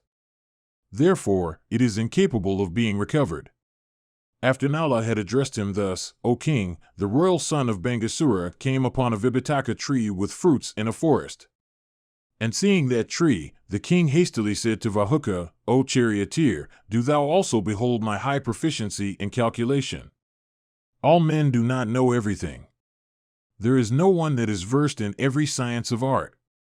Knowledge in its entirety is not found in any one person, O Vahuka. The leaves and fruits of this tree that are lying on the ground respectively exceed those that are on it by 101. The 2 branches of the tree have 50 millions of leaves, and 2,095 fruits. Do thou examine these 2 branches and all their boughs. Thereupon staying the car, Vahuka addressed the king, saying, O crusher of foes, thou takest credit to thyself in a matter which is beyond my perception. But, O monarch, I will ascertain it by the direct evidence of my senses, by cutting down the vibhataka. O king, when I actually count, it will no longer be matter of speculation. Therefore, in thy presence, O monarch, I will hew down this vibhataka. I do not know whether it be not, as thou hast said. In thy presence, O ruler of men, I will count the fruits and leaves. Let Vrishneya hold the reins of the horses for a while. Unto the charioteers the king replied, there is no time to lose. But Vahuka answered with humility, stay thou a short space, or, if thou art in a hurry, go then, making Vrishneya thy charioteer. The road lies direct and even. And at this, O son of the Kuru race, soothing Vahuka, Rituparna said, O Vahuka, thou art the only charioteer, there is none other in this world. And, O thou versed in horse lore, it is through thy help that I expect to go to the Vidarbhas. I place myself in thy hands. It behoveth thee not to cause any obstacle. and, O Vahuka, whatever thy wish. I will grant it if taking me to the country of the Vidarbhas today, thou makest me see the sun rise. At this, Vahuka answered him, saying, after having counted the leaves and fruits of the Vibhitaka, I shall proceed to Vidarbha, do thou agree to my words? Then the king reluctantly told him, Count. And on counting the leaves and fruits of a portion of this branch, thou wilt be satisfied of the truth of my assertion. And thereupon Vahuka speedily alighted from the car, and felled that tree. And struck with amazement upon finding the fruits, after calculation, to be what the king had said, he addressed the king, saying, O monarch, this thy power is wonderful. I desire, O prince, to know the art by which thou hast ascertained all this. And at this king, intent upon proceeding speedily, said unto Vahuka, Know that I am proficient at dice besides being versed in numbers. And Vahuka said unto him, Impart unto me this knowledge, and, O bull among men, take from me my knowledge of horses. And King Rituparna, having regard to the importance of the act that depended upon Vahuka's goodwill, and tempted also by the horse lore that his charioteer possessed, said, So be it. As solicited by thee, receive this science of dice from me, and, O Vahuka, let my equine science remain with thee in trust. And saying this, Rituparna imparted unto Nala the science he desired. And Nala, upon becoming acquainted with the science of dice, Kali came out of his body, incessantly vomiting from his mouth the virulent poison of Karkataka. And when Kali, afflicted by the Mayanti's curse, came out of Nala's body, the fire of that curse also left Kali. Indeed, long had been the time for which the king had been afflicted by Kali, as if he were of unregenerate soul. And Kala, the ruler of the Nishadas, in wrath, was bent upon cursing Kali, when the latter, frightened and trembling, said with joined hands, Control thy wrath, O king. I will render thee illustrious. Indrasana's mother had formerly cursed me in anger when she had been deserted by thee. Ever since that time, undergoing sore affliction, I resided in thee, O mighty monarch, O unconquered one, miserably and burning night and day with the venom of the prince of snakes. I seek thy protection. If thou dost not curse me who am affrighted and seek thy protection, then those men that will attentively recite thy history shall be even free from fear on my account. And thus addressed by Kali, King Nala controlled his wrath. And thereupon the frightened Kali speedily entered into the Vibhitaka tree. And while the Kali was conversing with Nishada, he was invisible to others. And delivered from his afflictions, and having counted the fruits of that tree, the king, filled with great joy and of high energy, mounted on the car and proceeded with energy, urging those fleet horses. And from the touch of Kali the Vibhitaka tree from that hour fell into disrepute. And Nala, with a glad heart, began to urge those foremost of steeds which sprang into the air once and again like creatures endued with wings. And the illustrious monarch drove the car in the direction of the Vidarbhas. And after Nala had gone far away, Kali also returned to his abode. And abandoned by Kali, O king, that lord of earth, the royal Nala, became freed from calamity though he did not assume his native form. Mahabharata, Book 3, Section 73. Vrihadaswa said, after Rituparna of prowess incapable of being baffled had, in the evening, arrived at the city of the Vidarbhas, the people brought unto King Bhima the tidings of his arrival. And at the invitation of Bhima, the king of Ayodhya, entered the city of Kundina, filling with the rattle of his car all the 10 points, direct and transverse, of the horizon. And the steeds of Nala that were in that city heard that sound, and hearing it they became delighted as they used to be in the presence of Nala himself. And the Mayanti also heard the sound of that car driven by Nala, like the deep roar of the clouds in the rainy season. And Bhima and the steeds of Nala regarded the clatter of that car to be like that which they used to hear in days of yore when King Nala himself urged his own steeds. And the peacocks on the terraces, and the elephants in the stables, and the horses also, all heard the rattle of Rituparna's car. And hearing the sound, so like the roar of the clouds, the elephants and the peacocks, O king, began to utter their cries, facing that direction, and filled with delight such as they experience when they hear the actual roar of the clouds. And the Mayanti said, because the rattle of his car filling the whole earth gladdens my heart, it must be King Nala that has come. If I do not see Nala, of face bright as the moon, that hero with countless virtues, I shall certainly die. If I am not clasped today in that hero's thrilling embrace, I shall certainly cease to be. If Nishida with voice deep as that of the clouds doth not come to me today, I shall enter into a pyre of golden brilliance.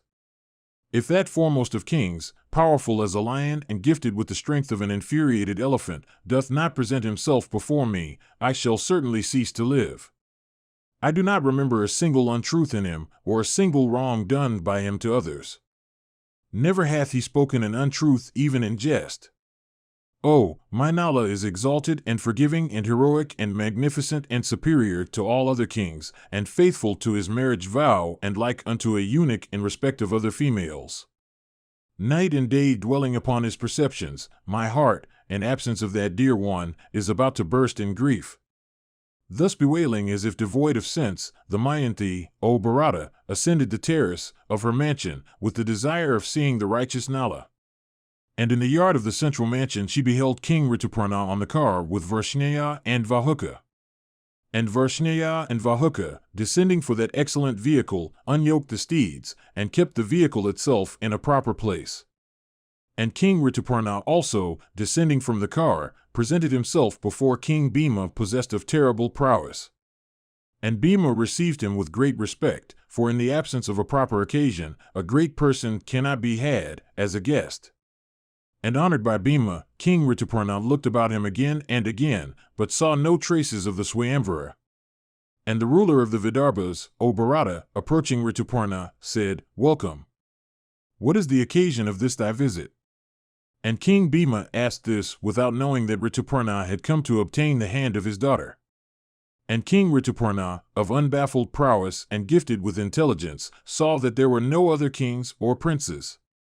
Nor did he hear any talk relating to the Swayamvara, nor saw any concourse of Brahmanas.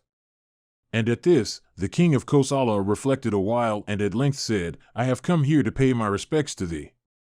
And the king Bhima was struck with astonishment, and reflected upon the probable cause of Rituparna's coming, having passed over 100 yojanas. And he reflected that passing by other sovereigns, and leaving behind him innumerable countries, he should come simply to pay his respect to me is scarcely the reason of his arrival. What he assigneth to be the cause of his coming appeareth to be a trifle. However, I shall learn the true reason in the future. And although King Bhima thought so, he did not dismiss Rituparna summarily, but said unto him again and again, "Rest, thou art weary." And honored thus by the pleased Bhima, King Rituparna was satisfied, and with a delighted heart, he went to his appointed quarters followed by the servants of the royal household. Vradaswa continued, and, O king, after Rituparna had gone away with Varshnaya, Vahuka took the car to the stables. And there freeing the steeds, and tending them according to rule, and soothing them himself, sat down on a side of the car. Meanwhile, the princess of Vidarbha, the Mayanti, afflicted with grief, having beheld the royal son of Bangasura, and Varshnaya of the Sudha race, and also Vahuka in that guise, asked herself, "Whose is this car rattle? It was loud as that of Nala, but I do not see the ruler of the Nishadas. Certainly, Varshnaya hath learnt the art from Nala, and it is for this the rattle of the car driven by him hath been even like that of Nala. Or, is Rituparna equally skilled with Nala so that the rattle of his car seemeth to be like that of Nala?" And reflecting thus, O monarch, the blessed and beauteous girl sent a female messenger in search of Nishada. Mahabharata, Book 3, Section 74. The Mayanti said, "O Kasini, go thou and learn who that charioteer is that sitteth by the car, unsightly and possessed of short arms."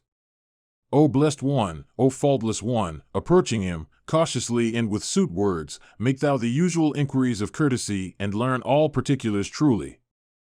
Having regard to the feeling of satisfaction my mind experienceth, and the delight my heart feeleth, I am greatly afraid this one is King Nala himself.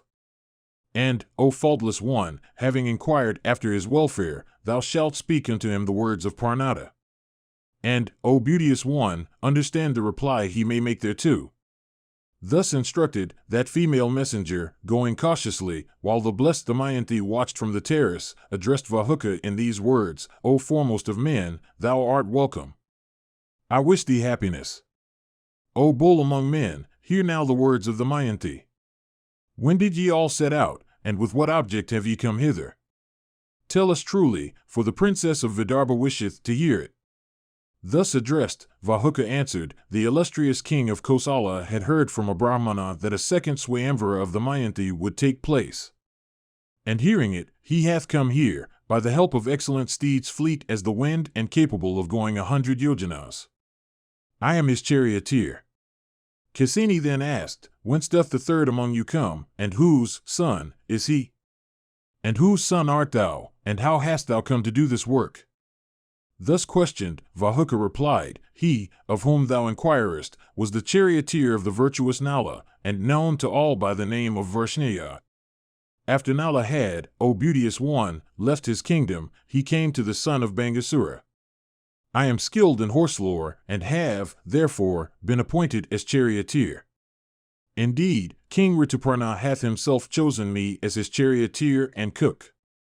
At this Kisini rejoined, Perhaps Varshnaya knoweth where King Nala hath gone, and O Vahuka, he may also have spoken to thee about his master.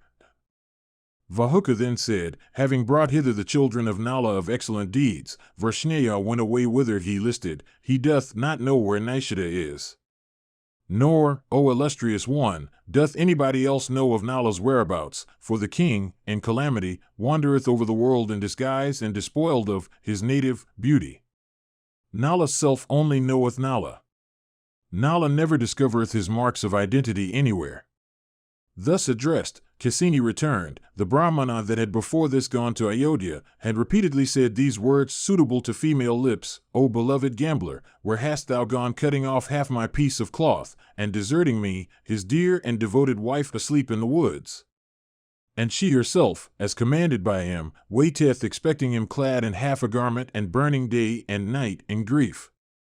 O king, O hero, do thou relent towards her that weepeth ceaselessly for that calamity, and do thou give her an answer. O illustrious one, do thou speak the words agreeable to her, for the blameless one panteth to hear them. Hearing these words of the Brahmana, thou didst formerly give a reply. The princess of Vidarbha again wisheth to hear the words thou didst then say. Vyasa continued, O son of the Kuru race, hearing these words of Kisini, Nala's heart was pained, and his eyes filled with tears. And repressing his sorrow, the king, who was burning in grief, said again these words, and accents choked with tears, Chaste women, though overtaken by calamity, yet protect themselves, and thereby secure heaven. Women that are chaste, deserted by their lords, never become angry, but continue to live, cased in virtues male. Deserted by one fallen into calamity, bereft of sense, and despoiled of bliss, it behoveth her not to be angry.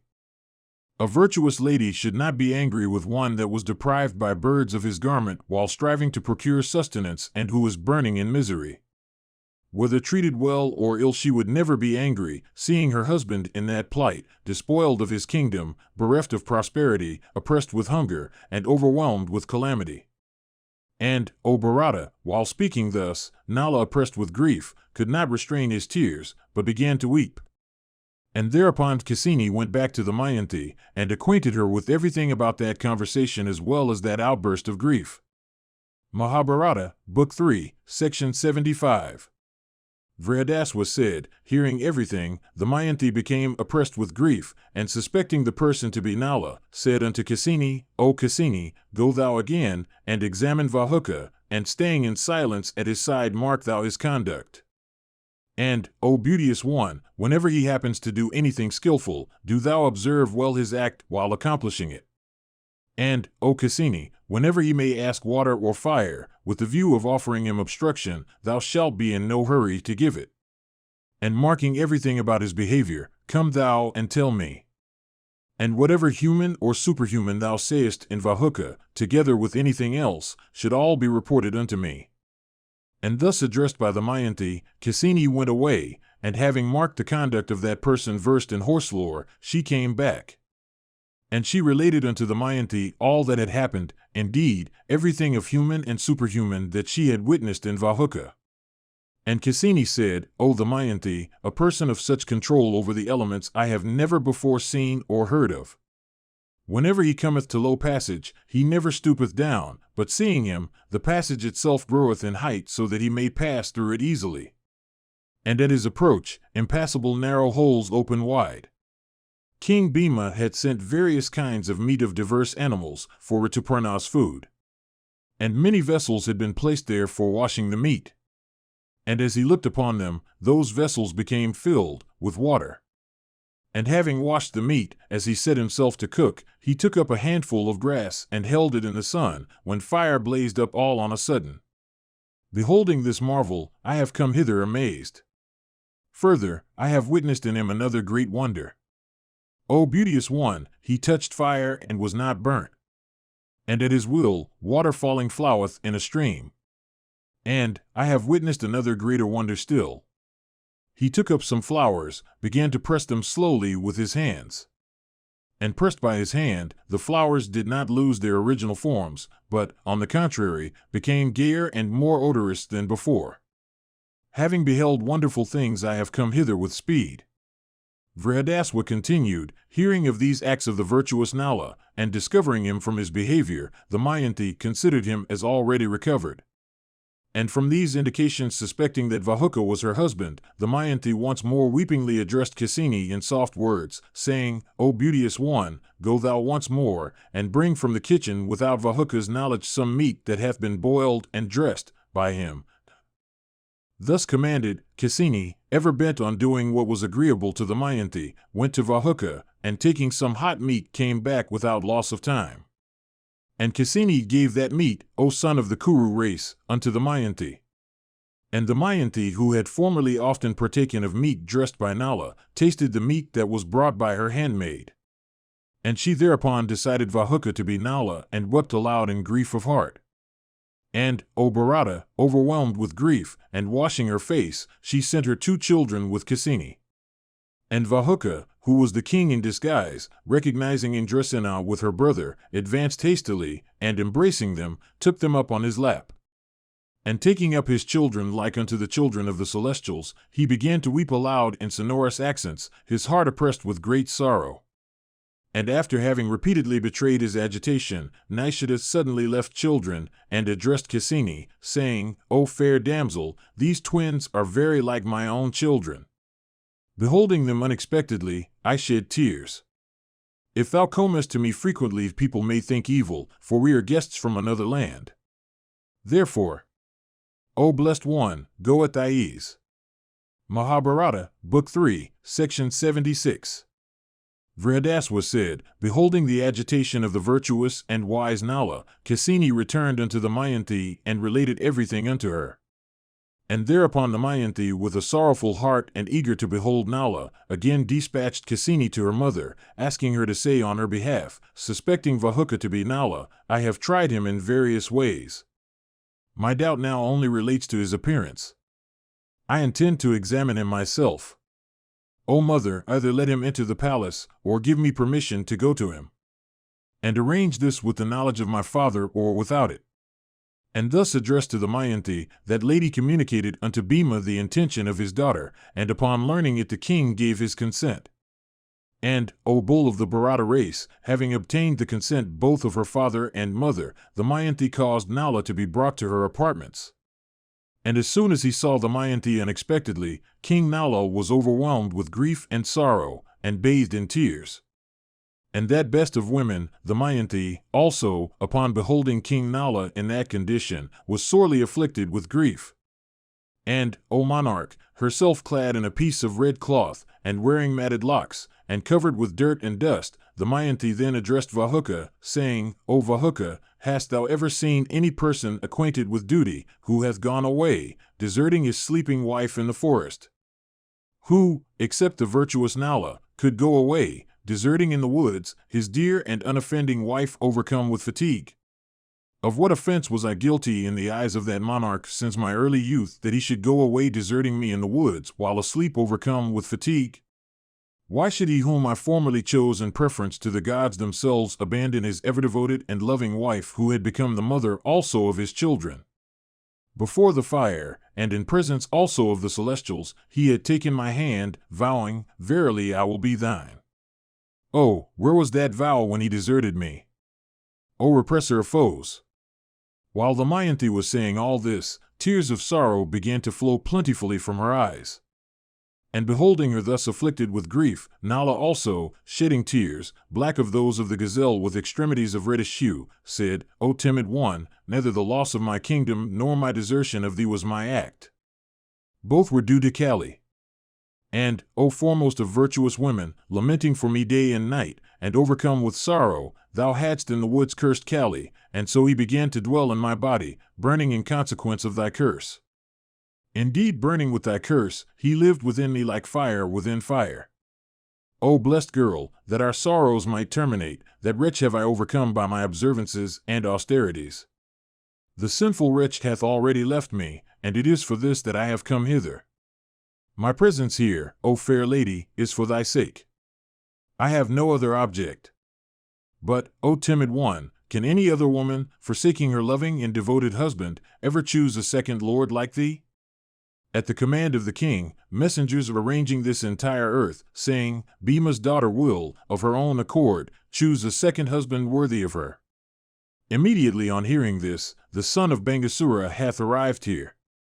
Hearing these lamentations of Nala, Damayanti, frightened and trembling, said with joined hand, It behoveth thee not, O blessed one, to suspect any fault in me.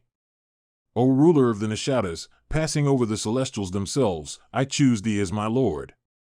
It was to bring thee hither that the Brahmanas had gone out in all directions, even to all the sides of the horizon, singing my words, in the form of ballads.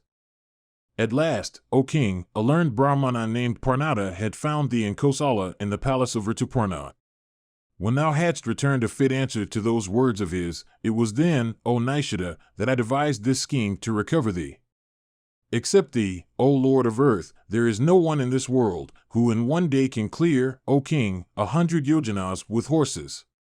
O monarch, touching thy feet I can swear truly that I have not, even in thought, committed any sin. May the all-witnessing air that courseth through this world take my life, if I have committed any sin. May the sun that ever courseth through the sky take my life, if I have committed any sin. May the moon, that dwelleth within every creature as a witness, take my life, if I have committed any sin. Let the three gods that sustain the triple worlds in their entirety declare truly, or let them forsake me today. And thus addressed by her, the wind god said from the sky, O Nala, I tell thee truly that she hath done no wrong. O king, Damayanti, well guarding the honor of thy family, hath enhanced it. Of this we are the witnesses, as we have been her protectors for these 3 years. It is for thy sky that she hath devised this unrivaled scheme, for, except thee, none on earth is capable of traveling in a single day 100 yojanas. O monarch, thou hast obtained Bhima's daughter, and she hath also obtained thee. Thou needst not entertain any suspicion but be united with thy partner. And after the wind god had said this, a floral shower fell there, and the celestial kettledrum began to play, and auspicious breezes began to blow. And beholding those wonders, O Bharata, King Nala, the repressor of foes, cast away all his doubts in respect of Damayanti. And then that lord of earth, remembering the king of serpents, wore that pure garment and regained his native form. And beholding her righteous lord in his own form, Bhima's daughter of faultless limbs embraced him, and began to weep aloud. And King Nala also embraced Bhima's daughter devoted to him, as before, and also his children, and experienced great delight. And burying her face in his bosom, the beauteous Damayanti of large eyes began to sigh heavily, remembering her griefs. And overwhelmed with sorrow, that tiger among men stood for some time, clasping the dust-covered Damayanti of sweet smiles. And, O king, the queen mother then, with a glad heart, told Bhima all that had passed between Nala and Damayanti. And the mighty monarch answered, Let Nala pass this day in peace. Tomorrow I shall see him after his bath and prayers, with Damayanti by his side. And, O king, they passed that night pleasantly, in relating to each other the past incidents of their life in the forest. And with hearts filled with joy, the princess of Vidarbha and Nala began to pass their days in the palace of King Bhima, intent upon making each other happy. And it was in the 4th year, after the loss of his kingdom, that Nala was reunited with his wife, and all his desires gratified, once more experienced the highest bliss. And Damayanti rejoiced exceedingly in having recovered her lord, even as fields of tender plants on receiving a shower. And Bhima's daughter, thus recovering her lord, obtained her wish, and blazed forth in beauty, her weariness gone, her anxieties dispelled, and herself swelling with joy, ever like a night that is lit by the bright disk of the moon. Mahabharata, Book 3, Section 77. Vyasa said, having passed that night, King Nala, decked in ornaments and with Damayanti by his side, presented himself in due time before the king. And Nala saluted his father-in-law with becoming humility, and after him the fair Damayanti paid her respects to her father. And the exalted Bhima, with great joy, received him as a son, and honoring him duly along with his devoted wife, comforted them in proper words. And duly accepting the homage rendered unto him, King Nala offered his father-in-law his services as became him. And seeing Nala arrived, the citizens were in great joy. And there arose in the city a loud uproar of delight. And the citizens decorated the city with flags and standards and garlands of flowers. And the streets were watered and decked in floral wreaths and other ornaments. And at their gates citizens piled flowers, and their temples and shrines were all adorned with flowers. And Rituparna heard that Vahuka had already been united with Damayanti. And the king was glad to hear of all this. And calling unto him King Nala, he asked his forgiveness. And the intelligent Nala also asked Rituparna's forgiveness, showing diverse reasons. And that foremost of speakers versed in the truth, King Rituparna, after being thus honored by Nala, said, with a countenance expressive of wonder, these words unto the ruler of the Nishadas. By good fortune it is that regaining the company of thy own wife, thou hast obtained happiness. O Nishada, while dwelling in disguise at my house, I hope I did not wrong thee in any way, O Lord of the earth. If knowingly I have done thee any wrong, it behoveth thee to forgive me. Hearing this, Nala replied, Thou hast not, O monarch, done me ever so little an injury. And if thou hast, it hath not awakened my ire, for surely thou shouldst be forgiven by me. Thou wert formerly my friend, and, O ruler of men, thou art also related to me. Henceforth I shall find greater delight in thee. O king, with all my desires gratified, I lived happily in thy abode, in fact more happily there than in my own house. This thy horse lore is in my keeping. If thou wishest, O king, I will make it over to thee. Saying this, Nishada gave unto Rituparna that science, and the latter took it with the ordained rites. And, O monarch, the royal son of Bangasura, having obtained the mysteries of equestrian science, and having given unto the ruler of the Nishadas the mysteries of dice, went to his own city, employing another person for his charioteer. And, O king, after Rituparna had gone, King Nala did not stay long in the city of Kundina. Mahabharata, Book 3, Section 78. Vyasa said, O son of Kunti, the ruler of the Nishadas having dwelt there for a month, set out from that city with Bhima's permission and accompanied by only a few followers for the country of the Nishadas. With a single car white in hue, 16 elephants, 50 horses, and 600 infantry, that illustrious king, causing the earth itself to tremble, entered the country of the Nishadas, without loss of a moment and swelling with rage. And the mighty son of Virasena, approaching his brothers Pushkara, said unto him, We will play again, for I have earned vast wealth. Let Damayanti and all else that I have be my stake. Let, O Pushkara, thy kingdom be thy stake. Let the play begin again. This is my certain determination. Blessed be thou, let us stake all we have along with our lives. Having won over and acquired another's wealth or kingdom, it is a high duty, says the ordinance, to stake it when the owner demands. Or, if thou dost not relish play with dice, let the play with weapons begin. O king, let me or thyself have peace by a single combat. That this ancestral kingdom should, under all circumstances and by any means, be recovered, there is the authority of sages for holding.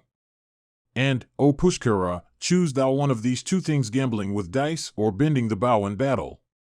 Thus addressed by Nishada, Pushkara, sure of his own success, laughingly answered that monarch, saying, O Nishada, it is by good fortune that thou hast earned wealth again to stake. It is by good fortune also that Damayanti's ill luck hath at last come to an end. And, O king, it is by good fortune that thou art still alive with thy wife, O thou of mighty arms. It is evident that Damayanti, adorned with this wealth of thine that I will win, will wait upon me like an apsara in heaven upon Indra. O Nishida, I daily recollect thee, and am even waiting for thee, since I derive no pleasure from gambling with those that are not connected with me by blood. Winning over today the beauteous Damayanti of faultless features, I shall regard myself fortunate, indeed, since she it is that hath ever dwelt in my heart. Hearing these words of that incoherent braggart, Nala in anger desired to cut off his head with a scimitar. With a smile, however, though his eyes were red in anger, King Nala said, "Let us play." "Why do you speak so now? Having vanquished me, you can say anything you like." Then the play commenced between Pushkara and Nala. And blessed be Nala who at a single throw won his wealth and treasures back along with the life of his brother that also had been staked. And the king, having won, smilingly said unto Pushkara, "This whole kingdom without a thorn in its side is now undisturbedly mine. And, O worst of kings, thou canst not now even look at the princess of Vidarbha. With all thy family, thou art now, O fool, reduced to the position of her slave. But my former defeat at thy hands was not due to any act of thine. Thou knowest it not, O fool, that it was Kali who did it all. I shall not, therefore, impute to thee the faults of others. Live happily as thou choosest, I grant thee thy life. I also grant thee thy portion in the paternal kingdom, along with all necessaries. And, O hero, without doubt, my affection towards thee is now the same as before. My fraternal love also for thee will never know any diminution. O Pushkara, thou art my brother, live thou for 100 years. And Nala of unbaffled prowess, having comforted his brother thus gave him permission to go to his own town, having embraced him repeatedly. And Pushkara himself, thus comforted by the ruler of the Nishadas, saluted that righteous king, and addressed him, O monarch, saying these words with joined hands, "Let thy fame be immortal, and live thou happily for 10,000 years, thou who grantest me, O king, both life and refuge." And entertained by the king, Pushkara dwelt there for a month and then went to his own town accompanied by a large force and many obedient servants and his own kindred, his heart filled with joy. And that bull among men all the while blazed forth in beauty of person like a second Sunday. And the blessed ruler of the Nishadas, having established Pushkara and made him wealthy and freed him from troubles, entered his richly decorated palace. And the ruler of the Nishadas, having entered his palace, comforted the citizens. And all the citizens and the subjects from the country horripilated in joy. And the people headed by the officers of state said with joined hands, "O king, we are truly glad today throughout the city and the country. We have obtained today our ruler, like the gods the chief of 100 sacrifice." Mahabharata, Book 3, Section 79. Vyasa said, after the festivities had commenced in the city that was full of joy and without anxiety of any kind, the king with a large force brought Damayanti from her father's home. And her father, too, that slayer of hostile heroes, Bhima of terrible prowess and immeasurable soul, sent his daughter, having honored her duly. And upon the arrival of the princess of Vidarbha accompanied by her son and daughter, King Nala began to pass his days in joy like the chief of the celestials in the gardens of Nandana. And the king of undying fame, having regained his kingdom and becoming illustrious among monarchs of the island of Jamvu, began once more to rule it. And he duly performed numerous sacrifices with abundant gifts to Brahmanas. O great king, thou also wilt with thy kindred and relatives, so blaze forth in effulgence soon.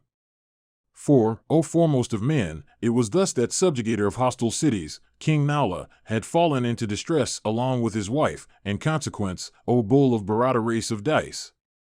And, O Lord of the earth, Nala suffered such dire woe all alone and recovered his prosperity, whereas thou, O son of Pandu, with heart fixed on virtue, art sporting in joy in this great forest, accompanied by thy brothers and Krishna. When thou art also, O monarch, mixing daily with blessed Brahmanas versed in the Vedas and their branches, thou hast little cause for sorrow. This history, besides, of the Nagakarkataka, of the Mayanti, of Nala, and of that royal sage Rituparna, is destructive of evil. And, O thou of unfading glory, this history, destructive of the influence of Kali, is capable, O king, of comforting persons like thee when they listen to it. And reflecting upon the uncertainty of success, of human exertion, it behoveth thee not to joy or grieve at prosperity or adversity. Having listened to this history, be comforted, O king, and yield not to grief. It behoveth thee not, O great king, to pine under calamity. Indeed, men of self-possession, reflecting upon the caprice of destiny and the fruitlessness of exertion, never suffer themselves to be depressed. They that will repeatedly recite this noble history of Nala, and that will hear it recited, will never be touched by adversity. He that listeneth to this old and excellent history hath all his purposes crowned with success and, without doubt, obtaineth fame, besides sons and grandsons and animals, a high position among men, and health, and joy. And, O king, the fear also that thou entertainest, viz., some one skilled in dice will summon me, I will for once dispel. O thou of invincible prowess, I know the science of dice in its entirety. I am gratified with thee. Take this lore, O son of Kunti, I will tell unto thee. Vyasa continued, King Yudhishthira then, with a glad heart, said unto Vrihadaswa, O illustrious one, I desire to learn the science of dice from thee. The rishi then gave his dice lore unto the high-souled son of Pandu, and having given it unto him, that great ascetic went to the sacred waters of Hyasarcha for a bath. And after Vrihadaswa had gone away, Yudhishthira affirmed vows heard from Brahmanas and ascetics that came to him from various directions and from places of pilgrimage and mountains and forests that Arjuna of high intelligence and capable of drawing the bow with his left hand was still engaged in the austerest of ascetic penances, living upon air alone. And he heard that the mighty-armed Partho was engaged in such fierce asceticism that none else before him had ever been engaged in such penances. And Dhananjaya, the son of Pritha, engaged in ascetic austerities with regulated vows and fixed mind and observing the vow of perfect silence, was, he heard, like the blazing god of justice himself in his embodied form. And, O king, Yudhishthira, the son of Pandu, hearing that his dear brother Jaya, the son of Kunti, was engaged in such asceticism in the great forest, began to grieve for him. And with a heart burning in grief, the eldest son of Pandu, seeking consolation in that mighty forest, held converse with the Brahmanas possessed of various knowledge who were living with him there. Tirthayatra Parva. Mahabharata, Book 3, Section 80. Janamejaya said, O Holy One, after my great-grandfather Partha had gone away from the woods of Kamayaka, what did the sons of Pandu do in the absence of that hero capable of drawing the bow with his left hand? It seemeth to me that mighty bowman and vanquisher of armies was their refuge, as Vishnu of the celestials. How did my heroic grandsires pass their time in the forest, deprived of the company of that hero, who resembled Indra himself in prowess and never turned his back in battle? Vyasa said, after Arjuna of unbaffled prowess had gone away from Kamayaka, the sons of Pandu, O son, were filled with sorrow and grief. And the Pandavas with cheerless hearts very much resembled pearls unstrung from a wreath, or birds shorn of their wings. And without that hero of white steeds, that forest looked like the Chaitrartha woods when deprived of the presence of Kuvara. And, O Janamejaya, those tigers among men the sons of Pandu deprived of the company of Arjuna, continued to live in Kamayaka in perfect cheerlessness. And, O chief of the Bharata race, those mighty warriors endowed with great prowess slew with pure arrows various kinds of sacrificial animals for the Brahmanas. And those tigers among men and repressors of foes, daily slaying those wild animals and sanctifying them properly, offered them unto the Brahmanas.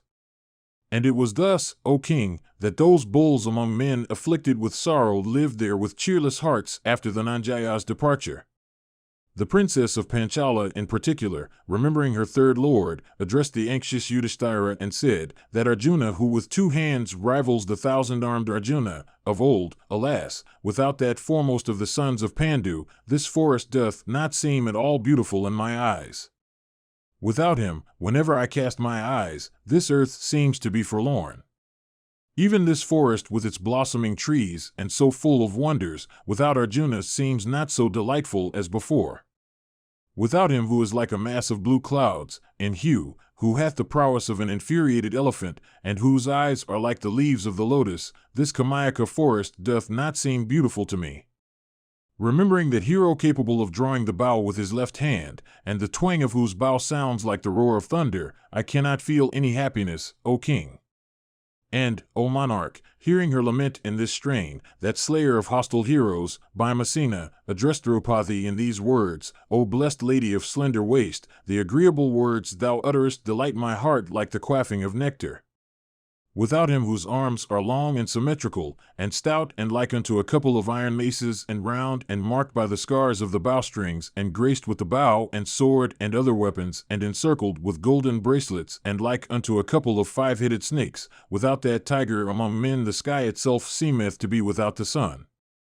Without that mighty armed one relying upon whom the Panchalas and the Kauravas fear not the sternly exerting ranks of the celestials themselves, without that illustrious hero relying upon whose arms we all regard our foes as already vanquished and the earth itself as already conquered, without that Fulgana I cannot obtain any peace in the woods of Kamayaka. The different directions also, wherever I cast my eyes, appear to be empty. After Bhima had concluded, Nakula the son of Pandu, with voice choked with tears, said, Without him whose extraordinary deeds on the field of battle constitute the talk of even the gods, without that foremost of warriors, what pleasure can we have in the woods? Without him who having gone towards the north had vanquished mighty Gandharv chiefs by hundreds, and who having obtained numberless handsome horses of the Tatiri and Kalmasha species, all endowed with the speed of the wind, presented them from affection unto his brother the king, on the occasion of the great Rajasuya sacrifice, without that dear and illustrious one, without that terrible warrior born after Bhima, without that hero equal unto a god, I do not desire to live in the Kamayaka woods any longer. After Nakula's lamentations, Sadeva said, He who having vanquished mighty warriors in battle won wealth and virgins and brought them unto the king on the occasion of the great Rajasuya sacrifice, that hero of immeasurable splendor who having vanquished single-handed the assembled Yadavas in battle, ravished Subhadra with the consent of Vasudeva, he, who having invaded the dominion of the illustrious Drupada gave, O Bharata, unto the preceptor Drona his tuition fee beholding, O king, that Jishnu's bed of grass empty in our asylum, my heart refuses consolation. A migration from this forest is what, O repressor of foes, I would prefer, for without that hero this forest cannot be delightful. Present you by HinduMonastery.com